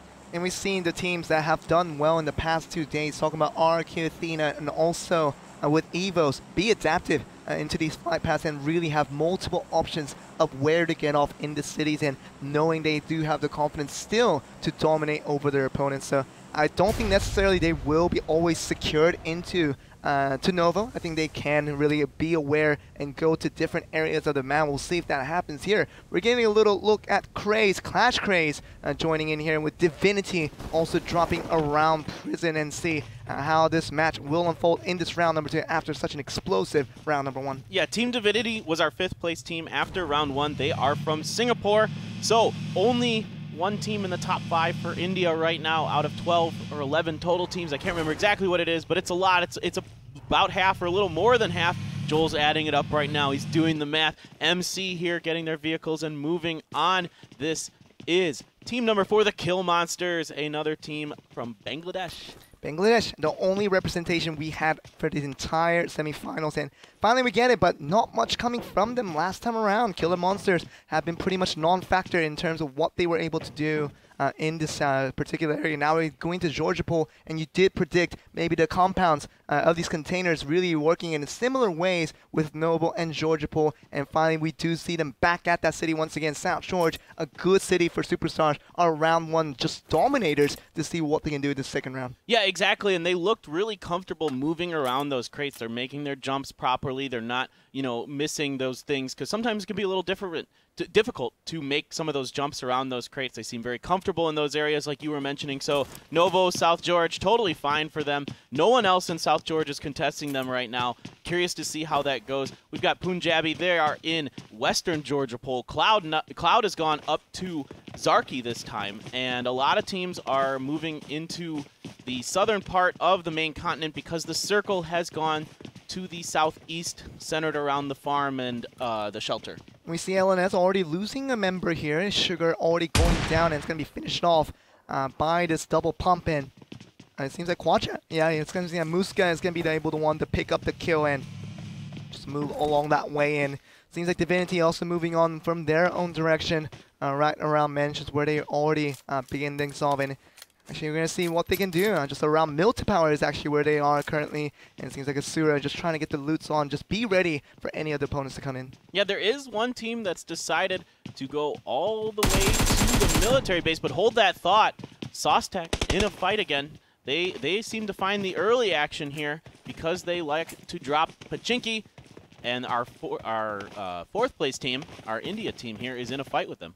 Yes, Attack going up against CSPG, and finally we're going to see some members knocked away, 2 members to be exact, from this Indian squad, and we're going to finally see the reses come through. Evo will get right back up. It seems like So we see a little bit of delay here, but we can see the entrance coming from Sauce and Tag, and that's going to stop the res for now. But it seems like CSPG should go for the res as quickly as it can. Just try to go back to that 4v4 scenario, which we would definitely prefer. Yeah, Sauce and Tack there, they've definitely got a big advantage, and this is disaster for India and CSPG there, getting 2 knocks on them already. Jumping over to a fight here with the Kill Monsters, who were in a battle with somebody who I didn't quite catch.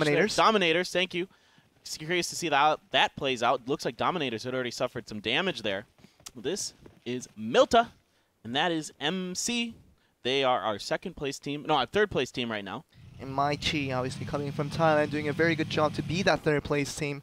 I'm sure they want a little more out of all of this. And seeing CSPG is still going against SOS. Yeah, okay, they have gotten the ability to possibly res Evo here. They are trying really hard. Avi really going for it. I think they are going to get Evo up. They do indeed. So, disaster averted so far for CSPG. Now, in the apartments here, Mayors has settled up. Mayors went to the military base the first time. This time they're opting to contest a different location here. Both teams have one apartment. Can they make it work? The Kill Monsters were in a fight with the Dominators, so they're in a bit of a pinch here. We see, obviously, Mayors seeing what they can accomplish around this third floor of this apartment, and gonna see them through him. Marte almost goes down, so he has to be a little more careful. Just gonna go back to heal, and Red K finally comes on the observation to see what he can find against the Killer Monster. SOS and Tack still going at it against CSPG, and CSPG on the losing end of things, and just gonna lose more and more members as we do see them find. And Sauce and Tack still going for it, just jumping into this house and gonna finish everybody inside. And Sauce and Tack, they have to be careful here because they lose a member just on that invasion and still has to go for all the kills here. But it seems like it is incomplete for the time being. Have to really complete all the kills here, and Aimee is gonna be the one to finish these off. Oh, Aimee just getting in there to finish off CSPG. They go out in 21st place, dead last. 4th place in game 1, dead last here. That is not what you want to see out of CSPG. They lose that battle. They managed to take 2 members of Sauce and Tat with them, but at the end of the day, that's not good. It's not good, Joel. I see Ronnie putting his hand on his forehead right now. After that play, CSPG is the best help for India in that situation, but hold that thought. Seems like more action is going to be coming through. They just couldn't wait the action to go on this long range, and Mayors might just regret the situation. It seems like Killer Monsters knows exactly what to do on the defensive end, and we're going to already lose 3 members for Mayors, and Killer Monsters looking for the 4th one, just trying to get the team wipe here. Yeah, oh, what a shot with that pump shotgun there from Amaran. Really nice job utilizing these shotguns on the defense. Is KM here, the Kill Monsters, living up to their name in this situation, doing a great job defending that push from the Mayors. LNS coming back in the situation, just trying to see what they can just hover around and see around the hospital is where they currently stand. So that's obviously doing well in that previous round, but see another team getting shot through. The Chiefs finding it difficult to just drive through past. We see the initials obviously coming in from India once again, and it seems like Chiefs just trying to drive by, just trying to get through, trying to get to the next circle in time. It's going to be just a very risky play with all 4 members in this UAZ altogether. Yeah, the Chiefs have the initials kind of keeping them from getting into the circle. The initials have gone to that compound that's to the southeast of Gatka, and that is going, and there's a lot of open space to try to cross that field. And it's pretty easy to take down vehicles in PUBG Mobile, so it's really difficult when you have only one vehicle and you have all 4 members of your team trying to go somewhere. Sauce and Tack trying to recoup their losses here. They did take some damage. They lost 2 members, but they were able to be the kings of Pachinki this time. Pachinki's still in the circle, so they've got some time to try to loot up a little bit more and get those helmets and other things back, although they do have a level 3 helmet there onto Tack.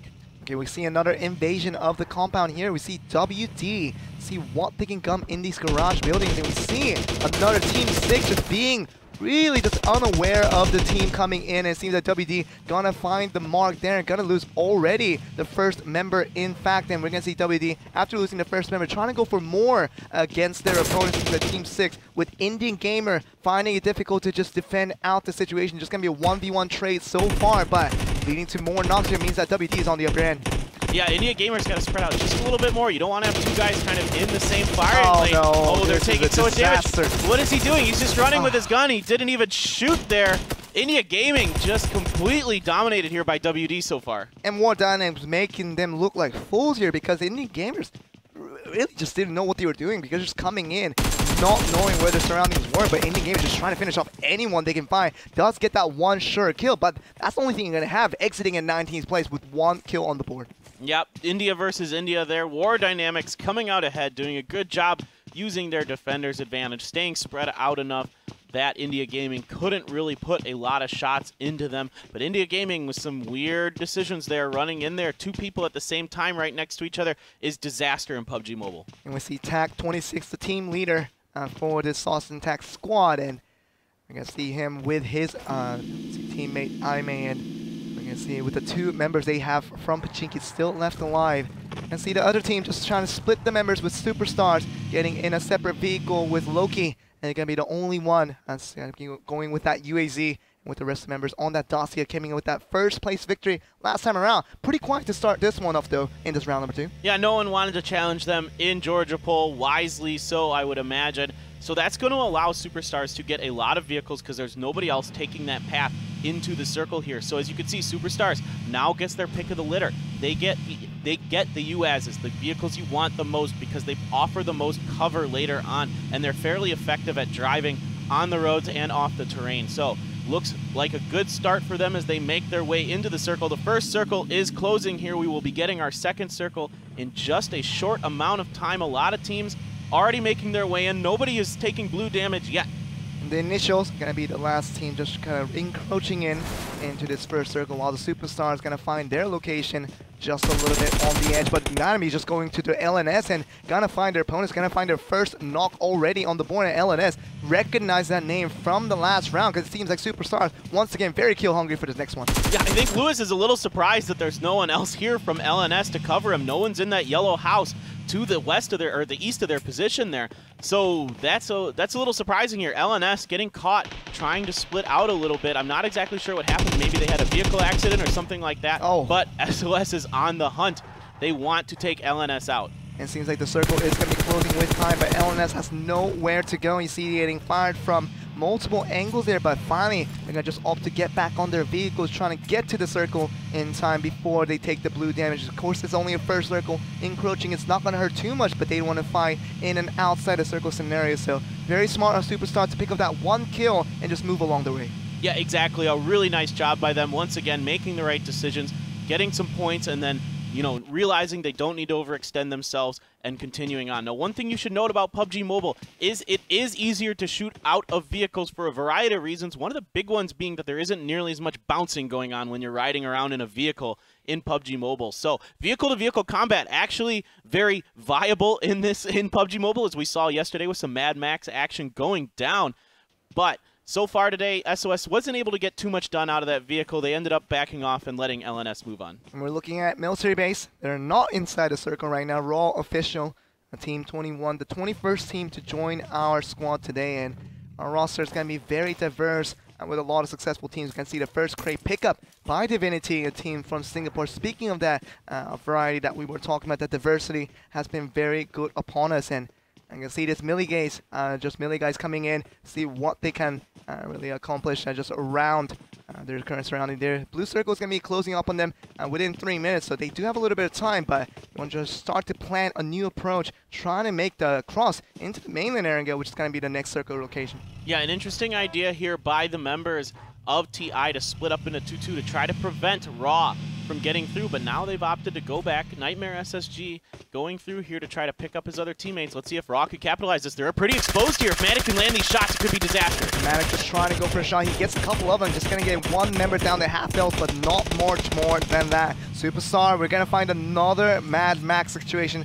trying to see from what they can get against Team 7 here, but Quadra finding it difficult to escape from there. Going to find a knock on the other end, but we're back to the melee where the Raw official, see what they're going to get on this scenario. Just going to be hiding around those houses, going to be TN, but you can see, of course, we're still looking along those scenario, and TI, you see if they can escape from this scenario, because it seems like they're going to be pretty safe around those houses, just on the cover.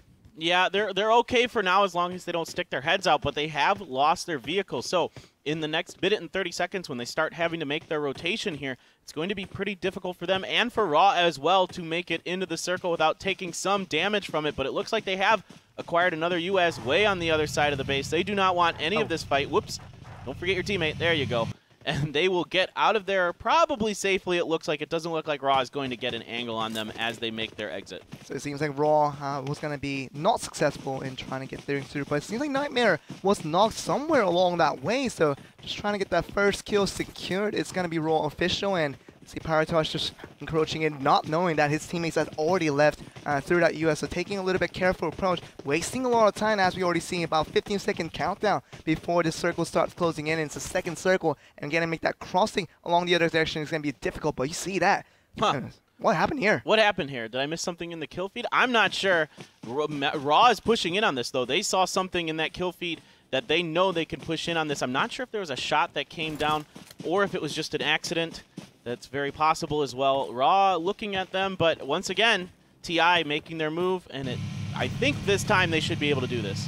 Just trying to avoid that rock. It's going to be another obstacle they have to get over, but it seems like the initials from India will be able to make the cross first out of this melee base, and probably going to have to see the Raw official make the same move pretty soon here, because 10 seconds left before that circle starts closing a little bit to the north here, but now we're going to get a little bit of action on Milta. That Clash Craze is trying to find some action towards this team on the opposite end. And so along the field here, a few compounds right now, and it seems like WD doesn't know what they're really up against, but Clash Craze is going to find a kill here. Oh, Craze! Shibab not able to get it done. Wow, some really nice fancy footwork there from WD to get those two knocks. Saran, the last member. Oh, there's two more members for Craze here. Okay. Oh, is that smoke? That's not good. I believe that was a smoke, attempted a smoke grenade. I think he just didn't quite get it around the corner like he wanted. Mistake here, looking to try to capitalize on these knocks and protect his teammates. Okay, you can see around that corner with that third-person view. They're trying to come in. Craze gets knocked. There's only one member left. They will get wiped. And it seems like WD were successful in that approach, trying to get the kills on that invasion of that compound, and they were successfully able to do it, just barring that mistake going towards failure that did die out in the encounter there. But it seems like a mistake, and also a trained noob will be able to get revved up in time, and they will be fine to move things through. So 3-member squad with 8 kills currently on the board. It's going to be WD. See how much they're going to get. Yeah, this might be the new hope for India here. They're playing quite well. They are down 1 member, but they did get some kills in the last game, so this could be our team from India that gives us the best hope for them to get through into the finals. This is TI, who has managed to get away with all 4 members up. They're going to be able to heal up and mostly be okay here. They're going to hang out. They're going to stay on Sosnovka Island here. They're up on the coast for now. Let's see if they opt to play Gatekeeper here. RO is in the blue, making a very, very, very wide rotation all the way to the southern part of the military base, taking that road that runs the southernmost part of the military base right now. So they are fine. They feel like they have enough health and utility to do this. Interesting to see how this plays out for them, because that is way outside the zone. Yeah, one would assume that they do have enough heals to make that rotation successful, but we see Superstars picking up an M2 fun along with a ghillie suit, with E being the player to pick that up. So just around ferry, is that where it is right now? But just looking towards where they are currently in the standings, and Superstar already picking that up right around farm, and they'll be the ones really, once again, very, very strong and very, very maneuvered. They do pick up a whole load of equipment over that South George pole, really uninterrupted. So with a lot of utilities probably expected, we'll see what Superstars can do in this next round. Yeah, they seem to be an aggressive team when they rotate. They're comfortable playing from the edges or going towards the middle. There they went towards the middle to secure that crate and did a nice job doing it. Now they've got the circle. Their farm has moved to the southwestern portion of the current circle. So Pachinki is mostly out of it. It's got some of farm in it, way on the east side of this circle. A couple teams already in there. Chiefs, and I believe that is Raw, in a bit of a battle there. Raw also looking at LNS. And Raw official, we saw them making that very wide rotation, but really, we're going to go to another action here. It seems like Dominators is going to be on really a scuffle against another team here, against Cloud69 to be exact. And we're going to see Prostos just moving up here, trying to get the kills upstairs, and you can see probably some kills that did come through for Dominators. It seems like a team wipe almost, but a couple members of Cloud69 did manage to get away there. Yeah, they're still just getting out of UAZ. It's going to be the last opt here for them, but it seems like Chiefs is trying to catch out the members of Raw official, but we did see a couple of members of Cloud69 just along the horizon did survive through that. But see the more and more kills coming from Dominators, obviously one of the favorites coming in from India. See Obviously, you can do a little bit better in this round number 2. Yeah, them and War Dynamics seem like a pretty strong team so far. They did not have a great round dominators in round 1, but round 2 so far so good. They've got 2 kills and all 4 members up, so they are very much in this time. Chiefs trying to keep Raw from moving up off the coast. Raw is kind of stuck back there behind that mountain, or the hill I should say. It's not really a mountain, it's a hill that's pretty much towards the coast there. You can kind of see it on your screen where 21 is. That's Raw. They are down near those 6 yellow houses that are on the coast there of the main continent here. So Chiefs took a little bit of damage. They don't have a lot of healths. Red zone is on them, and they're, ooh, Robs is getting knocked. Wow. Oh my goodness. Whoa, Chiefs are all of a sudden in a lot of trouble here. And Raw Official coming in from melee base, having used those materials that they got a little bit to their benefits here. It seems like Chiefs just trying to get a fight back, but against a different team altogether. It seems like the mobs are going to be caught out by Uchiha. So all the more through. It seems like Raw Official trying to get more and more kills here, but they're going to fight 2 opponents, Chiefs, and really finding it difficult to get out of this one. 2 members left alive, and 1 member already knocked away. Being the last member still standing here, Frag Boy is going to be see what he can do against this mobs here, but mobs already losing a couple members, just trying to go for that last kill. It might be a 1v1 scenario all in the end here. Yeah, disaster for Mob here, our number 2 team from game number 1. They already have a couple members down. They're looking for the finish, and that is it. Chiefs with a very nice push here to take out our number 2 team from Thailand, Mob. So India getting a little bit back there. But look at this, Raw Official just coming in, just seeing that fight come through, and they're going to just go for the other end. But we're going to see some pretty good resilience from Fuckboy, and they're going to find a knock onto the other end against Raw Official, but they need a little more than that. It seems like 2 member for this team of Chiefs going to find it a little bit difficult to go against the full squad of Raw Officials. Going to be just charging in and trying to end their hopes here after they collected that very nice 4 kills for themselves. Yeah, Chiefs starting to get a little bit low on their utility. They've still got 2 first aid kits, does Fuckboy, and an adrenaline syringe and a couple poppers, but they've taken a lot of damage so far, but they are able to loot a lot from these other members that they have taken out in this building. So let's see if they can resist this push by Raw, but Raw starting to spread out here. Fuckboy doing a good job preventing that member from taking that right side flank. Seems like Fuckboy and also Dexter just chilling out here, see what they can find in terms of vision. Seems like all the more through Team 21 Raw Official. With obviously Naruto just standing a little bit on the back of these houses and seeing what he's going to get, because it's looking like Fuckboy has a pretty good vision in this TPP, just looking along the wall and just looking outside the window at the same time. And you can see the new circle open up, means that Chiefs have to get a move on. The Molotov starting to burn the house just a little bit here, so that means they can't stay in this house for forever here. We're going to have to probably see an exit coming in very soon.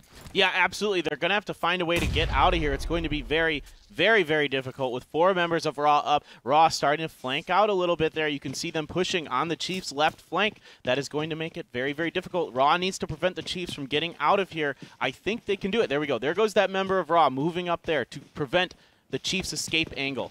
Really nice stuff there by Raw. We're going to see this kills coming through on the other end, but we're going to get to another action with Punjabi looking towards the other end against another team. It seems like Team 4. Obviously, killing monsters. See what they can find against them, but Punjabi going to find the casualty on one end already. It seems like Rashid is going to be already just moving up the stairs and trying to finish off this kill, and will be finished off. So Punjabi already losing their 2nd member, and with only 2 members left, it doesn't seem like they are very confident to fight back against the monsters. Yeah, there's 1 member outside of the buildings for Punjabi. KSK is still inside. He's throwing some smokes. He's going to try to find a way to get out of here. Might just be trying to scare the members of KM to buy a little bit of time with those smokes as well. Kill Monsters, our Bangladesh team, trying to find some success here. They've lost 1 member. They're down to 3. They've taken some damage. So we'll see if they can continue this push. We're going to see KM with about 3 members, as we can see for them so far, trying to go up against these members, but RO finding a little bit difficulty of their own rogue order. DD rogue order just going up against TI. The initials, we saw them just along the edge of this blue, trying to fight things out, and Nightmare SSG is going to be the only member left alive trying to fight this one. But another action, we're still back to Punjabi and still going up against K Monsters, and Killer Monsters going to be really finishing off Punjabi right now and going to get the Team Y. We're back to the action against RO versus TI, and you're going to see more and more shots coming through that way, and Uren already going down in a knock, and seems like they want to just get the res up to make sure they're back to 4 men. Yeah, I think both of these teams were trying to be a little cute here by taking the last sliver of the coast on Sosnovka Island and then probably opting to swim or take a boat over to the mainland once the time came when they were forced to do that. So a scuffle there between those two teams. We'll see how that pans out. Punjabi there, that player made a big mistake. He had 31 bullets in his clip and he was reloading. Not the right time to do that here, but Raw trying to take out the Chiefs. I believe that will do it. That was some really nice shooting there. And Raw really just getting on the invasion, trying to finish things off, and it seems like TI is still not done with Raw. It's just looking like Rogue Order, finding it difficult to get out of Sosnovka in time, and the circle is starting to close, and Nightmare SSG, not much room for him to move. That's going to be a team wipe for them, and finding it difficult to get out of Sosnovka. It's going to be all these teams still really gambling to make sure they stay along this round. It seems that Rogue Order is going to be the last team hoping to cross the river in time. Yeah, I don't know if they're going to be able to make it. They've gone full boost. We'll see. They do have not too far to go, only about 100 meters or so to the edge of the blue circle, and we do have our new final circle, which has a lot of water in it. It has moved way to the west, and it only has about half of it is land. The rest is water. So this is going to be a fascinating final circle. We haven't seen anything like this yet. And it's the only team, Divinity, going to be inside the circle for now. It seems like Superstars are going to be along the coast trying to snipe them down, see how long they can keep this house, the only house that they're holding right now for this team. And House of One trying to see what they can finish against this other team outside the blue. So just running towards Harmon once again, trying to join his teammates. We see Superstars with the M249 still moving along with Divinity and trying to get this house invasion, and is already successful getting that first knock already.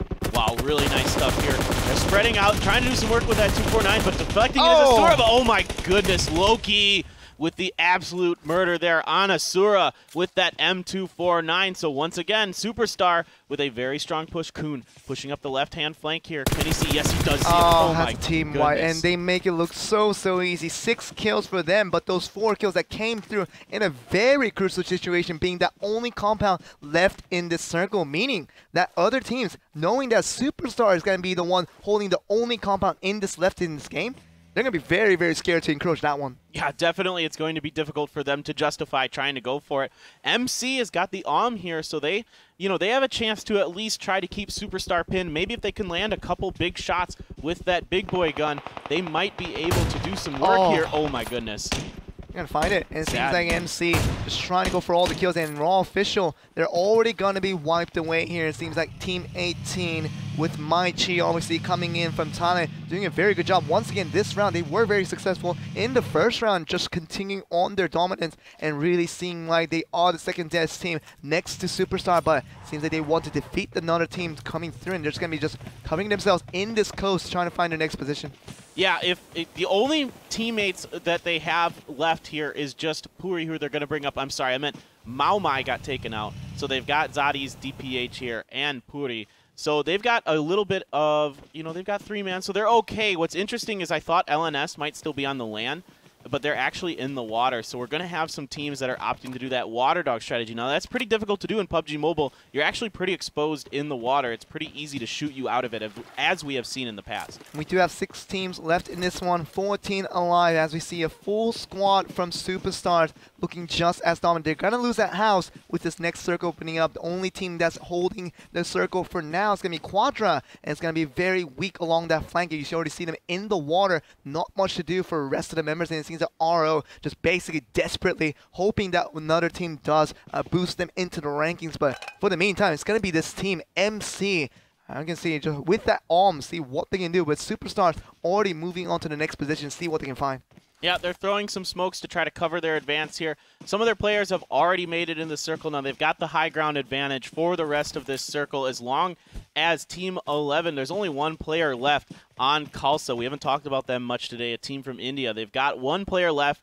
No kills for him so far. He's really the most dangerous thing that Superstars has to worry about right now on that flank. It's going to be difficult for MC to try to push in here as well, because Superstars has kind of taken over this plateau that's at the north side of this circle. Mai Chi obviously looking to get into the circle themselves, but it's going to be a very tough one with 3 members. Just have to run their way past Superstars in order to get there. It's going to be very difficult. Just thinking of taking the UAZ, it's going to be their last option here. And it seems like where they're going to be going to is going to be right around where SSG has already dominated in this playing field, looking down upon Quadra, and obviously looking towards these members on the water and really nothing for them to do. Muska and Madlife for two respective different teams. You can see Icon just trying to find a shot with that arm. Gonna miss the first one. Gonna try it again. Yeah, we're going to have a bit of an AUM versus AUM battle. We'll see who's got the advantage with their snipers here. Kuhn has the extended mag on his, so he is in a great position. He's got that M4. He's completely level 3'd out. He's got a lot of utility left.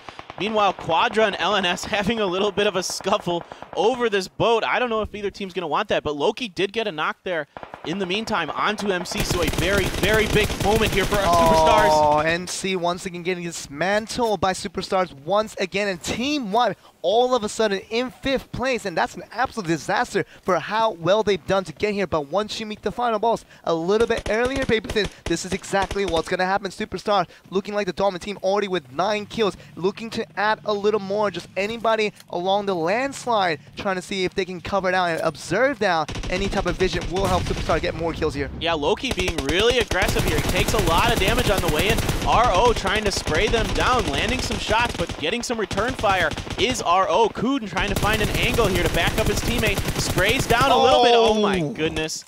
Nice job there by Kuhn. Oh my goodness, just sees anyone and just goes for the kills right away. Muska and will be knocked away. Madlife is going to be the only one standing here. 3 teams left remaining, but not much left in terms of Quadra. Literally a half health, no health left remaining for the last member of Quadra. Will go down so easily, and Superstars with a full squad looking like the only team that's going to be dominating Group C once again. A very, very easy chicken there, very expected. I don't see Madlife picking up this win here. Yeah, this is Vietnam versus Vietnam here, and then there it is. Superstars once again wins the game, 2 in a row for them. Not nearly as many kills this time, but it does not matter. That will set them so far ahead. They are basically our winner for today. 14 kills in that round number 2, and Superstars, when they had basically 4 members to work with when compared to 3, they look that much stronger. And this is a team from Vietnam, not from Thailand. Very contrary to our story that we've had in the past couple of days. This team is ready to play, and it's already showing us they are one of the heavy favorites we should be looking out for. Yeah, their rotations are quite good. Their ability to stay on the north side of that circle is actually really important because that maintains the high ground. No matter where that circle goes, they guaranteed themselves the high ground by taking that northern part of the circle. Really, really important stuff in PUBG to have the high ground. And now in third person, it's not quite as good as it is in first, but it's still quite good to have. But really understanding the terrain is exactly what we're going to have from Superstars, picking up that victory. But we'll see exactly how they got it done once again with another highlight from round number 2. And how they do it over and over again, making it look so easy. We got a piece of Quadra already in that early game, getting the rest of it in the late game was going to be no slouch. Yeah, whoa. Okay, this is what happened here. That moment with TI. Manic landed an insane headshot with the Kar 98 there. My goodness, what a nice shot by him. We're still seeing more and more highlights coming in from various teams, and Match Craze, not much to speak of them because it seems like they were just trying to fight things out, but didn't happen. Just what's going to be invaded through, and Divinity also finding it difficult. Was a very good team, really worth mentioning for, but they still couldn't beat out Superstar, who was very aggressive on their attack. Yeah, Superstar is just so good right now. They are just laying waste to everyone they run into. No one can stop them. They have good spray control. They're good with their snipers. Their rotations are excellent. You know, props to some of these teams to get down in here. We saw a couple teams that we didn't see make it to the end this time, like Quadra and LNS, do have much better finishes this game. But once again, the story is Superstar.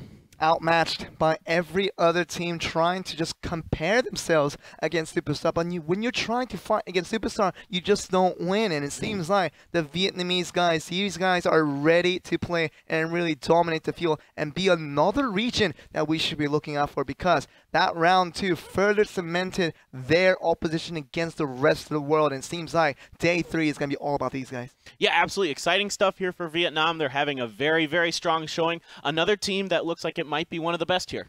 But we're going to see how more they can show us here. We're going to go to another break as the last one before we get to the final round of Group C to see what we're going to get.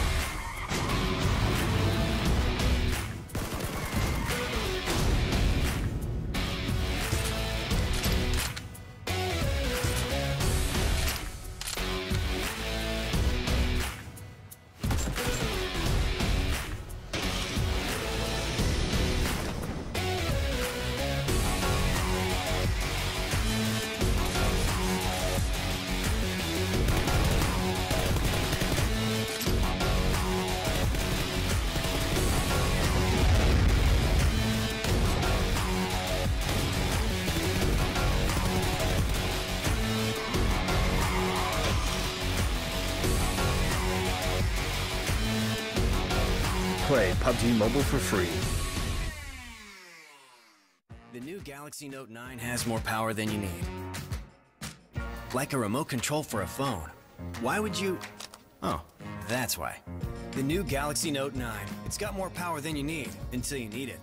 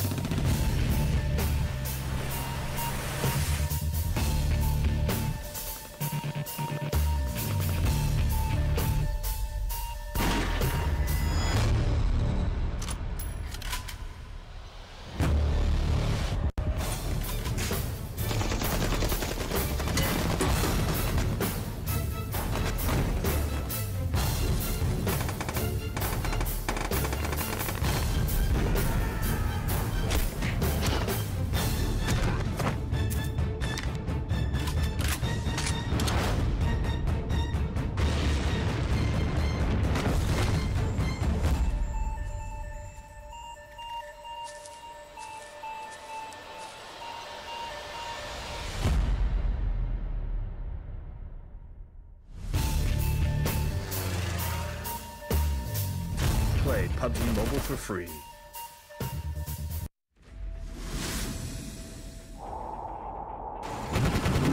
This is PlayerUnknown's Battlegrounds, the hottest game on mobile. We are looking for passionate and talented competitors to join the PUBG Mobile Star Challenge. There will be qualifiers in 6 regions: North America, South America, Europe, Asia, Korea and Japan, and China. The top teams will join the regional finals. The top finishers in each region and some invited teams will join the global final to play for a cash prize and exclusive benefits from PUBG Mobile. Are you still staying in your safe zone? Get on that plane and jump into the blue zone. The 2019 PUBG Mobile Pro Tour, coming soon.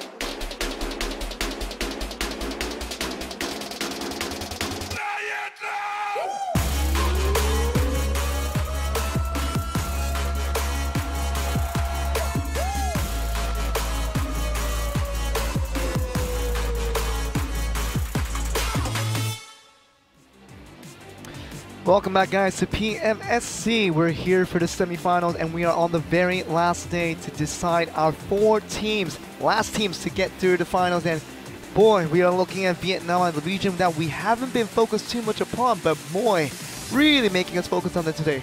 Yeah, well, we didn't have any Vietnamese teams yesterday, so we didn't get to talk about them. On day 1, there was one Vietnamese team that did get through.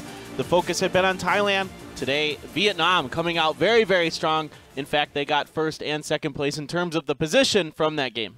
But I mean, once again, we're going to go to, once again, a dominator from our sponsors because they have been extremely awesome in terms of bringing this event to life. Samsung Galaxy Note 9 helping us to bring this event to you guys, and be sure to go on your, obviously, your Galaxy Note 9 device and be sure to download PUBG Mobile from the Galaxy apps to make sure you enjoy all that action for free. So we are here once again for the very last day here, paper thin, and very last round is going to be finally upon us. It's been a long tournament, and finally we're at the stage to decide who our final 4 teams going to be. Yeah, it's been a crazy day today just to see superstars just be absolutely dominant. 2 chicken dinners in a row, just incredible stuff from them. Once again, they look like they're just heads and shoulders above some of these other teams. Now, we've had some decent performances, but, you know, Mom in game 1 had a very nice game. They had some kills, and they got 2nd place. But, you know, that last game was kind of a weird little circle. Teams like RO ended up coming out and doing okay on Quadra because they were out in the water and able to, you know, let the other teams fight it out on the land and come through, and LNS as well. And not really take a lot of damage while they're in the water because there was so much going on in the land until the very end. It became incredibly easy for superstars with a full squad upon them with so much to wrath for. And we'll see after that game, see how the standing has shaken up after that round 2. All right, so these are our bottom 11 teams. Mayors in absolute last place right now. India Gamer falling down as well. Dominators not having the best day. Raw did a little bit better there in the 2nd round, as well as Khalsa. They had a nice little sneaky finish there. SOS and TAC rounds out the bottom half there in 11th place. SOS and TAC did a pretty good job of rounding out round 2 in a much better fashion than they did in round number 1. So hopefully this round 3 can be their key to getting back on track, but we still see lick and suck. Of course, with LNS coming in from Vietnam, be another team from that region, be in the top 4 position with the Mob and Mai Chi unchanged from the previous position from Thailand, still holding that 2nd and 3rd place respectively. So hopefully this might be a situation where Thailand and Vietnamese once again get represented very well here, but otherwise CSPG, after they're holding the 1st place position, and after round 1, after round 2, it hasn't been the same story. Yeah, CSPG, the highest ranked India team right now, in 7th place. They are seemingly the last hope. The other teams all from different areas: Philippines, Singapore, Vietnam, Thailand, all in front of them. Can they do it in this last round? It is getting desperate for India here to even get one team to come out of these semifinals. They have 12 teams today. I counted it up just a little bit earlier, and we have 12 out of 21 teams from India, and they cannot make higher than number 7 right now. So it seems like one team needs to just transcend and go on an extra level to make sure India is represented properly, because it seems like for the past couple of days it hasn't been the best for this region. So one more round to go, and it can be another team. It doesn't have to be really about CSPG. It can be any team from India getting a chicken dinner into round 3 for the very first time for that region, and that should be good enough for one of the teams to make it through. Yeah, definitely very possible. One of these teams has to find a way to get it done. It's going to be really hard because Superstar just looks like they are the superstars here today. It doesn't seem like anyone's going to really be able to get through them. Who knows? They might have a bad round, kind of like RRQ did yesterday, where they kind of did some weird stuff and got caught in a weird position there, getting maybe a little over-aggressive for them. I don't know if that's possible or not, but, you know, CSPG, they cannot get caught out early on like they did in that last game where they tried to share Pachinki with Sauce and Tack. Sauce and Tack absolutely demolishing them there. It's going to be difficult. These teams from these other regions are quite good.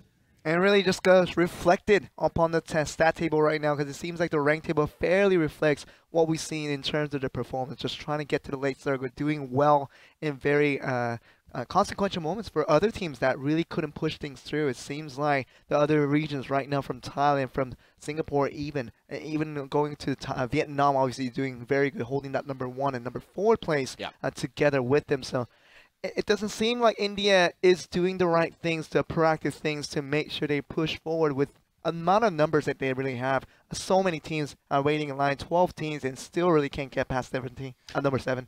Yeah, it's just not their day. It's just not their tournament right now. They are not finding any success here. Something crazy is going to have to happen, it feels like, because they just haven't really been able to even try to sniff like a second or third place in some of these games. Usually when they're having their best finish, it's like a fourth place or a fifth place or something like that. With some kills, we see them do get some kills, but they just can't close it out. They can't finish the deal, or they get wrecked early on by another team in their loot location.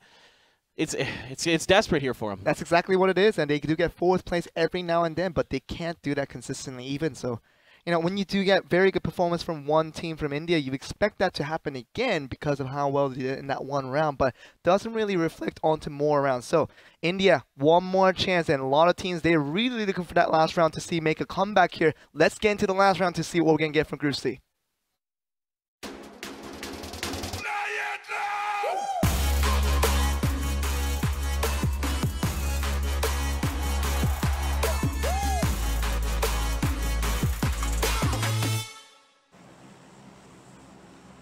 And here we are back again for the very last time in the semifinals leading up to the grand finals that will happen in Thailand. And round number 3, TPP on Erangel will be the closer for our tournament for the time being. So we're going to get a very good playing path for the very first time of the day. And how welcoming is that? Yeah, it's very nice for these teams. This is a very welcome surprise for them. They can pretty much get just about anywhere they want to go. It is a bit long to get to Georgia Pole and Novo.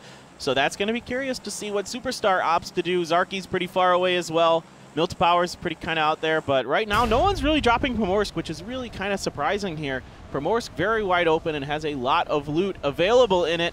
So a little bit surprising to see no teams going for this. And right now, I do not see Superstar. I see them Georgia Pole, maybe. Is that them up there? Yeah, just sort of right above 9. Oh, yeah, there they are. Okay, so they're going to George again this time, but there are a lot of teams going to George. And it seems like they're going to be finding the RQ situation from yesterday, RQ Athena, finding so many teams landing in Pachiki with them, but still, to no avail, they did come out as winners. So Raw, obviously, coming in as another team, just going to George, along with so many other teams right now. Quadra coming in as one of the highest placing teams in that second round, wants to do it again here, but landing in these kind of trash loots, just a little bit of these compounds, not a major city that they're starting off in round number 3. Yeah, I get kind of what they're doing here, playing it a little bit safe, but I think they could definitely start making their way south and just make a beeline for Primorsk here. If they were paying attention, they would have noticed that no one went to Primorsk. No reason to do the trash loot here. You can go right for Primorsk.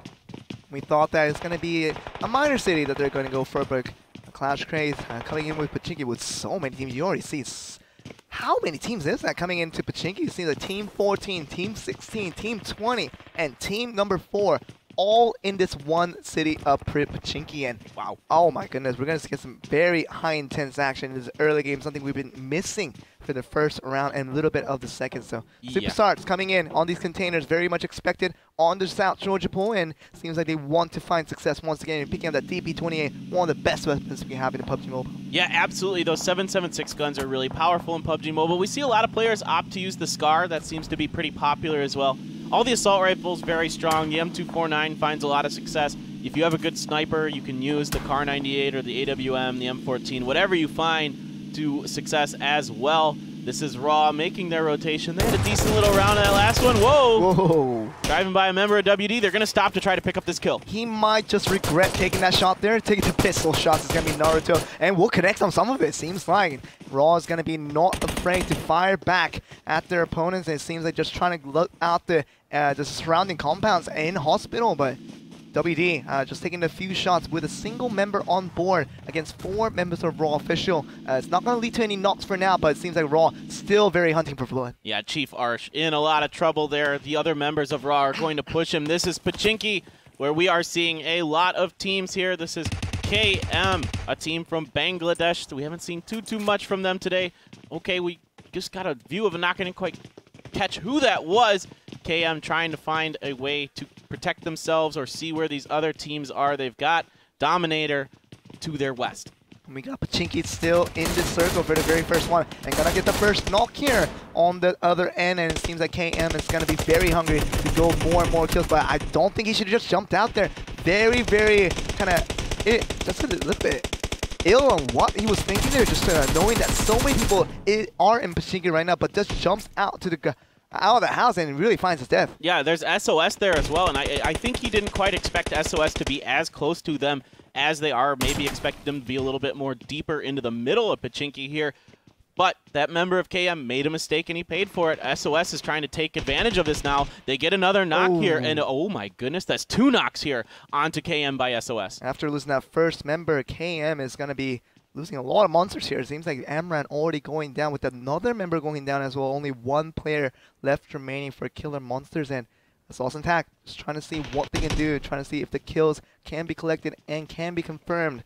Monster just trying to get the res up, but it seems like the aggression is coming in from Sauce and Tag. Gonna find a knock onto Aime, but the other members are still strong here. KM trying to see what they can do with these 2 members here. Still looking very strong. Yeah, they got a res, but instantly knocked as they go down the stairs. Rashad trying to keep his teammate covered. Zuxin does finish that. He's dropping down the stairs a little bit too aggressive there.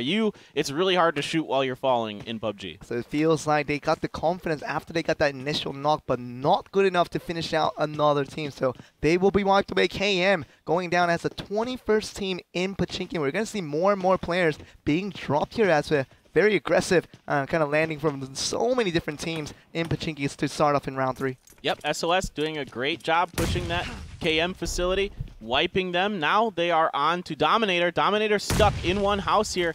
SOS does have a 3rd member on top of this roof to provide flanking for them. This is a really nice position here for Vivi. He probably wishes he had a better gun. He's only got the Uzi.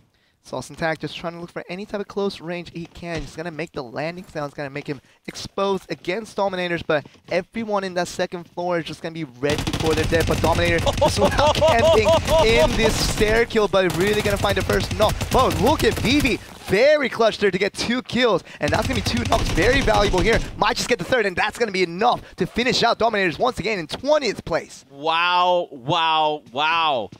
Thailand absolutely shredding Bangladesh and India here.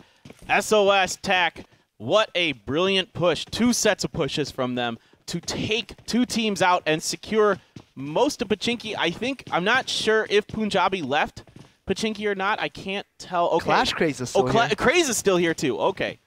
Oh, Punjabi did leave. They went west. There were too many teams. They wisely got out of there. They won't take any damage. I'm curious to see if SOS continues this aggressive pushing and tries to take Craze next. I mean, Sauce and Tag, you really got to really congratulate them for what they were able to do. Vivi was a true MVP there, getting that 2 knocks up the stairs where basically 3 members were waiting just to take every single shot they had onto 1 member and still able to go 2v1 on that scenario. So very nicely done by Vivi. Was really contributive into getting that team wipe against Dominators there. Yeah, really good spraying with the Uzi there. Taking advantage of a bad situation a little bit where they're trapped on those stairs and just able to get through. And RO gets a knock onto a member of Raw here. Nice shooting there by Nixel. I really like that. That was like instant. That was like, there was no shots that missed there. Raw trying to find the, okay, we just got to be careful. That member of Raw was outside the door and had a shot on him. Gets a few hits onto him. Trying to just throw in the grenade. It's going to be the situation, but Parator is just going to be trying to fire back on the other end. Raw official just going to be looking along that flank, just right around, and it seems like South Georgia Pole is going to be the scenario where they're trying to fight back, but RO, Rogue Order, just trying to keep their wits about, just trying to make sure they get in a safe position to fight back at these guys, but smoking around, trying to see if they can get to a next position in time, but Rogue Order still staying put as we see Raw Official just moving around to just really just plan out their next move. Yeah, they're able to get the res here, and they are spread out just a little bit. RO trying to find the right flank here onto Raw. They've got 1 member of Raw, though, there. If Manic can land some shots, we've seen him be very effective. He landed that really nasty Car 98 headshot in the last round onto TI. But Zurian seems to have a good idea that he might be there. There's some grenades being flung here into Manic's direction. And Manic is going to be shot out just a little bit and going to find that first bit of grenade and going to find a piece of it. We're going to get back to another action with Imprison LNS going up against CSPG, a team that really needs to do well for India, currently holding the top spot for their region, but it seems like Evo just going to be very aggressively invading this little building here, where exactly we're going to find from LNS, and LNS just going to be skipping on that 2nd floor where exactly Sugar is. It's just going to stay put and just going to be making no sounds, making sure just to cut off a new member that's going to be coming in that flank. Yeah, Sugar's all alone here. The other 2 members of LNS are at the farm, so this is a really, really difficult situation for him to be in. CSPG already 4 kills for them, though, so they've had a strong start here, a good start for them, a much-needed start. Let's see if they can finish off the member of LNS here without taking any losses themselves. Ted pushing down the stairs. He's thinking about it. They're really searching every room. They have no idea where Sugar is here. Checking one room at a time, but every room that Sugar is not in for the meantime. But RO just trying to fight back against Raw once again. Gonna get that one knock onto Miracle, so more and more knocks coming the other way, and second knock, and that does come against their side. Sugar seems like he's finally going to be spotted out in the second floor building, and going to be the shot coming through. And Sugar, where are you? He's just running. He just jumped. I think he just jumped out. They had to have seen him. They had to have seen him. Burns. They hear the audio. Yeah, they've got to hear it at least. Okay, Slugger. Oh my goodness. What are you doing? Sugar. Oh my goodness. Are you seriously going to get out with no? Oh, he did it. I think he did it. Oh, no. Okay, he's got to go up that hill, though. This is going to be tricky. He's got to keep that house in between him and the other members of CSPG. I think they smelled it out. And they see him now. Sugar's going to be spotted out. It's going to be shot from the back, and that's not going to be good enough for Sugar to get out. He almost made the miracle run happen, but the 4 members of CSPG doing a very good job to pick up their 5th kill of the game. Yep, a very good start for them so far. They have to get moving, though. The circle is closing here, and they are outside of it. The circle is centered around the ruins right now, way over in the northwest, so it is going to be a little bit of a drive for them to get there. Let's see if they can find a vehicle. Oh, Craze. Okay, now Craze and SOS going at it here. One member of Craze goes down. SOS has a lot of position here. On to Craze. Another member of Craze gets knocked. Yeah, Sauce and Tech gets to get 2 knocks already onto Clash Craze. You're just going to look for a team wipe once again. 10 kills for them already being the kings of Pachinki. Just going to further cement that cause, and it seems like the other 2 members going to find it difficult to fight back. Clash Craze losing their 3rd member here and is going to lose their 4th, and that's going to be the team wipe. Sauce and Tech picking up 4 more kills to have 14 on the block already. Yeah, they don't want to be the only Thailand team today that doesn't make it out. If desperate to get this chicken dinner, and 14 kills already is a very good start. But they're going to have to go through our final boss today. Superstar has been absolutely insane, but they've already lost a member, Joel. Yeah. And they haven't gotten a kill. That's pretty surprising for them. It is the same member that died out in that round number 1 with Lewis going down, so Superstar, we do see them doing very well regardless of whether they have 3 members or 4, but you know, the fact that they've already made it to the finals is going to be already a known fact, so going into this round 3, they're just looking for further domination onto this field and really just showing everyone that they're the team to really look out for. But otherwise, the points should not matter too much. But Sauce and Tack, for the rewards that they get for being the kings of Pachinki, they're going to pick up this 8W and be very happy off. Yep, that's a great drop for them right next to Pachinki. They will quickly pick that up, get the gear. They will be level 3'd out a few of their members. Aime looks like he gets the big boy gun here. Let's see what he can do with it as the game goes on. I'm going to keep my eye on you, Aime. I want to see some nice AWM shots. Some 300 magnums is going to be what we're going to be looking for, but VV, who has done so well in that last encounter we saw a little bit earlier, going to be on the driver's seat, driving towards Aime. You can see, look at this. Come on, Casa one. What are you going to be doing? What are you trying to accomplish here? Just trying to get cheeky kills for anyone that comes along the surroundings, but no one's going to be baiting that one. It's going to be the same Mob 1. The Mob just going to be still looking to make their way into this next circle. Superstars already seemingly in, and it seems like they're just sticking around in this North Shore where the next circle had already opened up. So MC obviously trying to hover around North Shore just right beside where Superstars are. Just have to be a little bit careful because they don't want to make themselves exposed against the current first place team right now. Yeah, you know, Superstars here, they're in a bit of a different situation than they're probably used to, where they don't have to move outside of their drop location relatively quickly. The circle has gone north-north, like it is centered kind of around the shooting range here. So parts of George are in it, Razak is in it, the Ruins is still in it, Severny is still in this circle, but Zarki is not. So there is nobody in Zarki anymore. They're already abandoning that. I kind of like what Kalsa's doing here. They did find success in the last round by just surviving and making good rotations. I think that's smart of them to stay hidden and do the same thing in this game. Staying very close to the edge is going to be their strategy for now, just hoping to get anyone coming across that way to really pick up some easy kills. But AUG being featured here in the second airdrop. We're going to see them just right below the current circle, just right around school. So is exactly where we're going to get just around the Cloud 69. They definitely have their vision upon that crane. Will move one member, hoping to get that and hoping to enjoy the AUG for further implementation into these future battles that will come through. But Chiefs already driving through, trying to get past the next circle. They will be already in. So where their final destination will be, we're going to find it shortly. Yeah, this is a little strange. I'm looking down at the minimap, and I haven't seen a member of Cloud69 try to go for it. They might have just opted to go for it right now, but they were waiting quite a bit to see if anyone else maybe would come to get that. Hard to say exactly what they're going to do there. WD, meanwhile, making their rotations north of Georgia Pole. They want to get a little deeper in or possibly set up on this hill. Nope. Okay, they're going to keep going, and they will try to find a spot more central to this circle. Okay, this is SOS. I thought that was WD again. I'm like, why are you stopping? No. Okay, that makes sense. SOS here, moving across the circle as well, trying to find some real estate inside.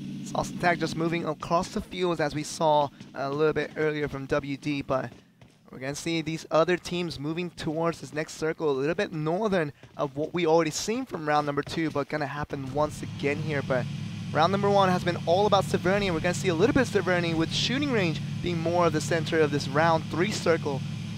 So hopefully LNS and other teams can try to just drive through, hopefully make it in time, as we see 2 members from LNS after surviving through that last very difficult hurdle that they had to get over. Finally, they do survive. 2 members to move their way through, still with 0 kills, seeing what they can find. Yeah, this seems to be LNS's story. They lose a member or 2 early, and then they got to find a way to survive into the late game. They were able to make that work in game number 2. Once again, this is Khalsa playing safe. That looked like a VSS in someone's hand, so they are very much opting for that silent strategy. They don't want people to know where they are. CSPG, though, could get the drop onto SOS if they want. A few shots coming down, nothing doing there from Evo. SOS looks like they'll be able to drive by unscathed. A little bit underwhelming in terms of that attempt to go up against Sauce and Tack, and it's not going to find any knock onto that free vehicle moving past Roadshock, as we're going to be standing right now just a little bit of where we currently stand, just a little bit south of where we currently stand at the circle. So Sauce and Tack, they will get away just fine with all 4 members in this vehicle, coming out with 16 kills out of Pachinki, looking to find a lot more, but they have to get into a house first. Yeah, okay, Khalsa, just having fun. They're done. They're just done with the tournament. They're just having fun, just with these emotes. They know they're a little bit safe. Okay, but Quadra's coming up now. Will they put some shots down here? Quadra might want to try to take this facility. They drive right by so far. No shots coming from Khalsa. They see that UAC, so they just move past it, just knowing that someone's going to be nearby and hoping to be in the house. They guess correctly, so Quadra will be safe for now, but Khalsa still opting to not take the shots right now. It seems like Quadra will get a free pass past that ridge, and they will get to that next house just finally here. Yeah, I can understand the idea of not wanting to make noise when there aren't any teams that are trying to drive by you. But when a team drives by you and sees those vehicles, they know you're there. You might as well shoot. Exactly. It doesn't hurt you at all to try to do some damage to them.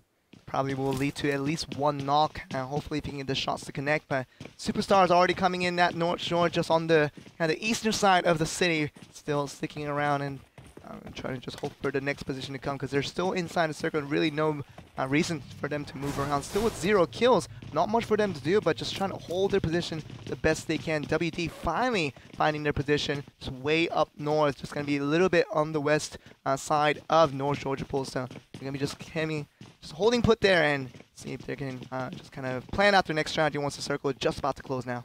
Yep, we'll see where this next circle goes. It is closing. Most of the teams are making their way in. There's a few who are taking a little bit of circle damage as they kind of edge in on the southern part here. Some latecomers. Quadra had to reposition a little bit. Punjabi's just coming in here. And we will see a circle go very, very far north, centered kind of around the shooting range. Yeah, shooting range is going to be the main center of this next circle. It's going to be the only team going to be in there. It's going to be LNS for now, and it's going to see WD just a little bit there as well. So of course, we see other teams that have already invested their way all the way up to the north going to be very much rewarded for their movement. And of course, we're looking at some other teams now. Khalsa has to make their movement because they were on the way southward of the previous circle. It means that they have to cross the river on that bridge to get to the next circle, or just around shooting range. And it means that other teams just very much outside the circle have to get a move on as well. 16 teams still remaining. Yeah, it's a really dangerous rotation for Khalsa there. They've got 2 buggies, very exposed vehicle, very easy to knock people off that vehicle. So we'll see if they can get through the Chiefs here. Looks like they are able to drive by. Quadra's in the ruins, trying to find a way in as well. They still have 1:30 before this circle closes. It looks like Khalsa was able to safely get by the Chiefs there. Chiefs only have 2 members left, so a little bit of a difficult proposition for them to take shots at teams as they cross. A lot of other teams fighting for real estate. Here we go, WD versus IG. IG just finding the first knock against their own end, and WD holding these compounds very, very well, showing who is boss and not to be invaded so easily. So gonna get that first knock, hoping to finish it off with this grenade, but it's not gonna get past it here, and it seems like IG will survive their members just barely. We thought that wouldn't connect, but WD coming on the side, very nicely done to get that first 2 knock, and that's gonna be a team wipe all the way through. WD finding IG, and IG will be out of this game already. Yeah, that was a really nice grenade. It bounced off of the roof and kind of blew over and did some damage and allowed them to make that push there. Really nice stuff there from Feilu. He's usually the one that's been going out early for WD, making up for it a little bit here. Is he with that nice grenade? And really, Superstars coming in on this rotation, just trying to get further north, as northern as they can get before they cross the river. So it's gonna be the ocean. It's gonna be the most northern part of this map right now. It's gonna be holding this hut, holding these couple of compounds. We know just right around Severny is where they are. So, you know, Icon and the rest of the members of Superstar, although they have 0 kills right now with 1 man down, just trying to see best practice play they can make possibly right now is to get as north as they possibly can. Yeah, this is smart by Superstar. They don't have any teams at their back now. They can kind of just work their way in as the circle starts to close. Now, it looks like maybe Quadra kind of had the same idea, so they might bump into Superstar here, and they might regret this rotation. But we'll see. Hard to say. Yes, here they go. I was going to say, it looks like they're about to run into each other on the map. Oh, SOS. That member of SOS is very, very hurt. Yeah, Zusin's going to be just able to heal back while fighting against Cloud69. Does get one of the member knocked away. It seems like the other members of Sauce and Tack are going to be within the flanks, trying to see from the other visionary areas and see. Looking towards Aimee. Oh, headshot right away with that Con9, and Zusin finding the revenge after he got shot on the other end, and seems like gonna find a second knock onto the members of this Cloud69 and just gonna go for the hard rush now. Rest of the members of Sauce and Tack knows exactly what to do now. Just invade this house, go for the rest of the kills. Yeah, this is so smart by them. They got up those stairs so quickly, catching Cloud69 completely off guard here. They're trying to run away, but it's going to be very difficult. They are surrounded here by Sauce and Tack. That is so surgical by them. Now, one member of Cloud69 is outside of this compound and is pretty far away from the hills, so it won't be a complete squad wipe. And it's going to be a couple of kills added on to it, 19 kills. Now, after that, 3 kills from Cloud69 goes their way. And it seems like MY is going to be the one traveling through, but Cloud69 really not even trying to fight back. Just going to opt to just lose their members left and right. Going to only have one member barely escape that one, and it seems like they're going to be fine to move on. Yeah, exactly. It's going to be very difficult for them. They're going to have to find a way to be sneaky and survive here. And Mai is moving in now. The circle just changed. It has gone, as you can see on your screen, to the bottom left-hand corner. Oh, careful. Careful. Uh-oh. Oh, okay, we're good. We're good. We're back. Somebody pushed their hand out and pushed that thing back over. Hey, you know what it is? It's mobile. It's a pretty small car. There we go. It's very light. There you go. It's like Micro Machines, man. Did you ever have those things when you were a kid? Really did. You didn't have Micro Machines? Ah, Joel. No. They were these like little cars. You remember? Have you ever seen them? And they had like you could like drive them around. And just along the tracks. I know what you're trying to get at, but I never really owned one. So maybe we were living in a different generation. We have to. Well, that's actually true. Getting back to the days where it used to be all right. Yeah, exactly. All right, Chiefs here. Oh, SOS in another battle. Tag just still moving on against Kalsa, and Kalsa, as passive as they were before, gonna lose another member here. It seems like Sauce and Tag just not finishing off the other members right now, and will be popped off, and they will kiss out the last member of the members here. And it seems like Sauce and Tag still not done with the members of Kalsa. Just gonna find a second knock. We'll probably finish him off with that 21 kills still on the board. Wow. My goodness, unstoppable right now. Yeah, wow, our team from Thailand trying to push into those top 4 spots. They were close before. Superstar, though, in a battle with WD. They're pushing into WD. Can WD defend this? Oh my goodness. There are a lot of grenades going down. No damage done to either side, really, so far. Okay, there's one knock for the Superstars. Superstars going to find the first knock, trying to look for the second through the smokes. It's going to be watching again, but just trying to finish off the kill is going to be Loki's priorities right here. Everybody else going in from Superstars, hoping to finish off. The rest of the members of WD going to find another one here. Falu going down is going to be the last member standing for WD, but it seems like not much time left remaining for WD to stand in this one. And it's going to be another team wide, once again showing why Superstars are so good. They're just too good. That is just, it's just not even fair. WD trying to do everything they can. They threw, you know, there's a bunch of smokes there. I don't know if they threw them or if Superstars did. I could see both teams wanting to do it there, but with all that confusion, they just weren't able to quite get it done. In the meantime, MY gets taken down by a member of SOS. This is nuts. They just are racking up a ton of kills. We might see the highest kill count we've seen so far in the tournament from them. And what a really comeback they're trying to make here, because Sauce and Tack just a little bit outside the top 4, very close to it. If they can get chicken dinner with this win, oh my goodness, so many kills adding on to the total kills. They may get very, very close to possibly our first place team right now with Superstars, but really, really good, turning it off for the very last round. What a time to do so. Yeah, this is a big moment here for, oh no, CSPG. One member knocked already. SOS feeling confident and on the move. CSPG in a lot of trouble here. SOS has got their flank on the right-hand side. I don't know if they know this yet. They're trying to get the res in the smoke. My goodness, Aimee. What are you doing, you monster? Sauce and Tack showing exactly who's going to be the boss for round number 3, and it's going to complete team-wide 11th place for CSPG, and this is not what you're looking for if you're rooting for Team India, and it seems like they were the best so, but gets absolutely team-wide, all 4 members gone by the incredible feat of 27 kills from Sauce and Tack. Yeah, this is nuts. They are absolutely on fire right now. They are feeling so confident after taking Pachinki for themselves against 5 other teams. Superstars trying to get some shots onto members of Divinity there, trying to make it work through the trees, but that's really difficult to do. I don't care how good you are, Loki. That is really not an easy shot to make, though, but they have the circle right now. The circle has moved to the bottom left-hand corner here, so Superstar in a very nice position. They'll have to play defense this time against many other teams that are probably going to be pushing in through their area. And once again, they have the only compound within this current circle, meaning that they can just hold to stay put and wait for the other teams to encroach in. And Sauce and Tack are awfully close to Superstars. We'll get a vision of that very, very soon, but we're still looking at Divinity going up against MC to see what they can find. Superstars going to find MC as well, hoping to find another kill. 6 kills is what they have in their total count right now, but trying to look for more here. Loki just looking along the flanks, trying to see if he can get another shot off.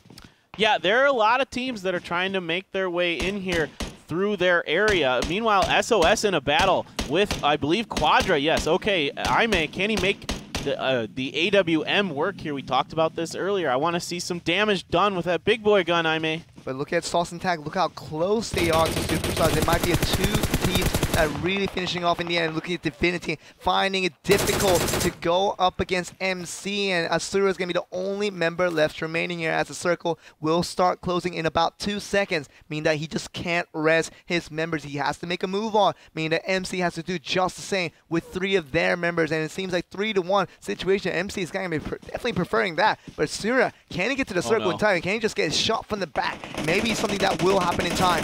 Once MC comes over that hill, they should be able to take him out, but they'd opt to finish off their knocks. The circle would have done that for them if they would have been a little more patient, but Asura able to get behind a rock here, and he does have a vehicle available for him if MC maybe gets in a fight with Superstar here, which it looks like might be happening. Oh, Kuhn taking a lot of damage. Oh, barely survives out of that one. Sauce and Tack showing the utilities that they have. 27 kills and picked up all the loots along the way, and Aimee is trying to go for more here and see if you see Asura finally picking up some of the knocks here. He's going to get the first one against MC, but getting a shot on the other end. It's not going to be too long for this guy. It's just trying to finish off the kill to make sure he gets that 15 points before it does die out. So Asura will go down, and MC staying alive. Sauce and Tack just invading out Superstars, and Icon almost losing his life there, and SSG just meant to make sure they can survive through this one. Sauce and Tack very aggressively attacking this flank. Clash of the Titans here, SOS versus Superstar. Can they get this done? SOS has been so strong so far in this round, but they lose 2 members. Another one getting knocked. Superstar on the defense here. Only 1 member of SOS left up. Oh my goodness, they are going to defend this. He's going to do it, but he's going to go down, meaning that Kuhn's going to be the last one alive. But Sauce and Tack, they're looking to finish off the first place team. That will be the ones to look like they will clinch up this placement here. But Sauce and Tack, only 1 member standing here, 3 members actually, just still looking forward to finish off the members of. So I think they did it. They did it. They did it. They managed to do it. What an impressive push there. I thought Superstar was going to be able to defend that for a minute, but then SOS able to keep a couple members up more. 2 members of Superstar got killed pretty early on in that fight. 32 kills. 32 kills. Are you? This is This might be This good is enough crazy. to maybe take off first place. Yeah, maybe. I don't know. I didn't think it was possible. I didn't think anybody would get more than 30 kills. I didn't even like dream that that was possible. But SOS is just, oh my goodness. They're just hitting everything. They're doing everything right. They're moving so well. They are so confident right now. They want this game, and they want to kill every member that is left alive. And what a way to close out the semifinals. It seems like MMC just trying to break the party here with DPH trying to go for some of the members of Sauce Attack. But Sauce Attack going to find more and more food along the way. Going to find another kill. IMA does go down, so you have to be a little bit careful if you want to maintain all 4 members here. And IMA, along with VV, will go down as well as the circle starts closing. This is a disaster for SOS, who's looking to win this game. This is what they're needing it, but Zeusyn just trying to fire back, trying to get the knocks. He will find the next one. RO gonna have only a couple of members left in this one, but 3 members knocked away from Sauce Attack. All of a sudden turns into disaster. Yeah, this compound is a curse. It kind of feels like it's the only one left in the circle, so all the attention is on it. RO, a lot of their members knocked. Same situation here for SOS. Who can get these reses up fast? IMA will die out. That's going to be undeniable here, but all the more, seems like 2 members at least can get res down. It seems like Uren and Kenny is going to be the only one alive for RO, but for the meantime, trying to get as many members alive as they can. Zeusyn trying to get that done one at a time here, and let's see what he can find against Chiefs here. Chiefs looking towards 2 members. See what they can find. Zeusyn can finish all by himself with that M24. Should be a very, very miraculous run for what they've accomplished already in this game. Seems like 2 members left for RO, just trying to fight back against Sauce Attack now. Yeah, RO with 2 nice rounds here to finish things out, trying to get in onto SOS, but cannot do it. BB ends up taking them down. That is RO out in 3rd place. 2 members of the Chiefs left, 3 members of 40 kills SOS. is possible right now. Oh my goodness. They can get 40 kills in a single game if they finish out Chiefs. 3-2. I feel like it might happen, Paper Thin. I think never in history in a competitive scene of PUBG or PUBG Mobile combined have we ever seen a 40-kill game from a single team, but Chiefs just 1 step away from giving away history because it seems like the 2 members are looking to be sure goners. Yeah, Fugboy almost landing a shot there onto a member of SOS. I believe it was a Zuxin. Dexter. Oh, Dexter. Circle's closing there. Dexter, I believe, is just outside of the circle, so he's going to have to start to move. Oh, no. Okay, Tack has got to make these shots work. He's just a little bit off here. Okay, there he goes. Gets 1. That's going to be 1 kill away from 40 kills in a single game. Fugboy is going to be the last one alive. VV goes down. Fugboy gets the knock. That's a very crucial one to hopefully give his team the win. And the second knock coming through. This is going to be actually huge. 1v1 now. If Sauce Tack versus the Fugboy, it's going to be a 1v1 scenario for the win. And Sauce and Tack just trying to go for the smoke, trying to get the res up in time. Fugboy trying to do the same against Dexter, trying to get the second member left alive for Chiefs as well. Yeah, this is a huge moment for India right now. Chiefs, the last remaining hope possibly for India. If they can steal this chicken dinner. Oh my goodness. Fugboy, he's doing it. No. Are you serious? 40 kills is not going to come through for the immense round we saw from Sauce and Tack. They will come out 2nd place with 38 kills. And we're going to see Chiefs really put down the water on that fire right now. And they are the one to come out with that very cheeky 1st place. Wow, great defense there by the Chiefs at the end. SOS looked like they were absolutely unstoppable. 38 kills, are you kidding me? We were almost a part of history. 40 kills was upon us, and Chiefs had to ruin all the fun. And here we are looking at this scenario where 1 round can really change up the standing. I think it's gonna be good enough for Sauce and Tack to make it to the top 4. It should be. That's a ton of points. I don't see how they don't. The real question is going to be, India finally gets a chicken dinner in the very last game. Will they get that? Will they get in? Will they get in, Joel? I don't know. They were supposed to get in, all 4 teams with the online voting. That was the only way they were supposed to get in, but we might have 1 team with skills. Might be the only team with Chiefs. If they have just collected enough points here. They weren't the highest scoring team for the past 2 rounds, so 1 round with chicken dinner with a couple amount of kills. Will that be good enough to get finally an Indian team into the finals? I don't know. It's going to be very, very close. They didn't have, like you said, they didn't have great rounds in the first 2 rounds. So a very nice round for them. I believe 8 kills and a chicken dinner. And let's go to the highlights for the very last round, which was full of chaos all around. My goodness, What a Sauce and surprise. Tack. The story began with Sauce and Tack, and it ended with Sauce and Tack. Just crazy. I mean, almost all of these highlights are going to be Sauce and Tack. BB, that was incredible. Look at BB coming out with very low health, getting 2 knocks. This was the start of a complete dominance that would eventually become a 38 kill game for these guys. Yeah, they're just mowing teams over in Pachinki. No one could stop them. They were just unbelievable. Here's this really nice grenade by Feilu that just manages to do a lot of damage to that knocked member and allows for the push from Mistake on that right-hand flank. Here's Aime. Just an absolute monster here on the right-hand side of CPSG. Disaster for India in this situation. They ran into the buzzsaw that was SOS in this match, and they paid the price. We haven't seen too much from TAC-26. We haven't seen too much from Zusin, but these two players, Aime and VV, were just interstellar of how well they played this game of PUBG Mobile.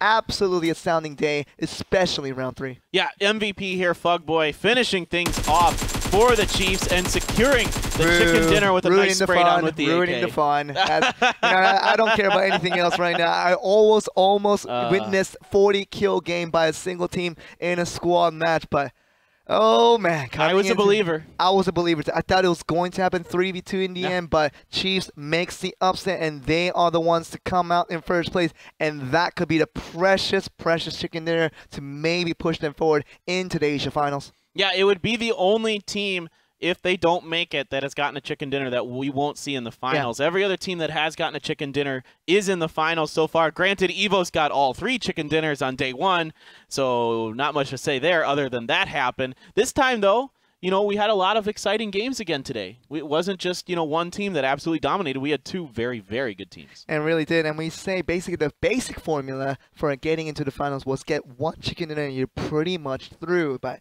Chiefs, they might change the story all a bit here, but as you do say, 2 wonderful teams as we got from today's games. Group C has been all about, we thought it was going to be all about superstars just really dominating the field, and Thailand just never going down to a fight. They want to show they are a dominating team until the very, very end, and really held their resilience in that round number 3 and just popped off as the most extent of that war for Sauce and Tack, and really showed what an aggressive team can do in this game. Just so we're clear, if they would have gotten 40 kills, that would have been 900 points just on kills alone. 900 points more than Superstars scored total with their chicken dinner and the kills. Oh my God. That's incredible. That's insane. It is so many points. We wanted it. We were almost there. We were so close. Almost One there. player stood in the way. God. One player from the Chiefs, Fugboy. Very nice job by him. You got to give him credit. That was a really nice job to defend that position. He landed a couple of crucial shots with his sniper and then mowed people down with that AK at the end. Well done by him. Congratulations to the Chiefs on their chicken dinner. And hoping that will be good enough for them to push them into number 4 at least. Maybe number 3 will be a possibility, but we do have a lot of teams for that past 2 rounds who have done well enough to collect over 700 points in that top 4 position. So maybe that might be the kind of the water wash. Even though they got the chicken dinner in round 3, Chiefs still very on the edge of whether they will make it or not. Yeah, it's going to be very close. I don't know for sure. I mean, we know Superstars is in. There's no doubt about that. You almost can pretty much guarantee that Sauce and Tack is in. That's just too many points from kills alone. I mean, that's like 2 rounds worth of points. You know, if you're getting like 2nd place, it's like a chicken dinner plus almost another one on top of it. That's crazy. This is going to be really wild because a lot of teams were very, very close in that top 10 position besides Superstars.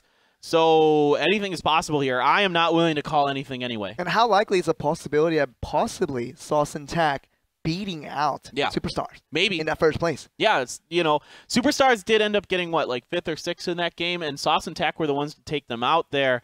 Or maybe it was 4th or 5th. I can't remember exactly for sure. So it's going to be very, very close though, and if they do overtake them, that would be pretty insane.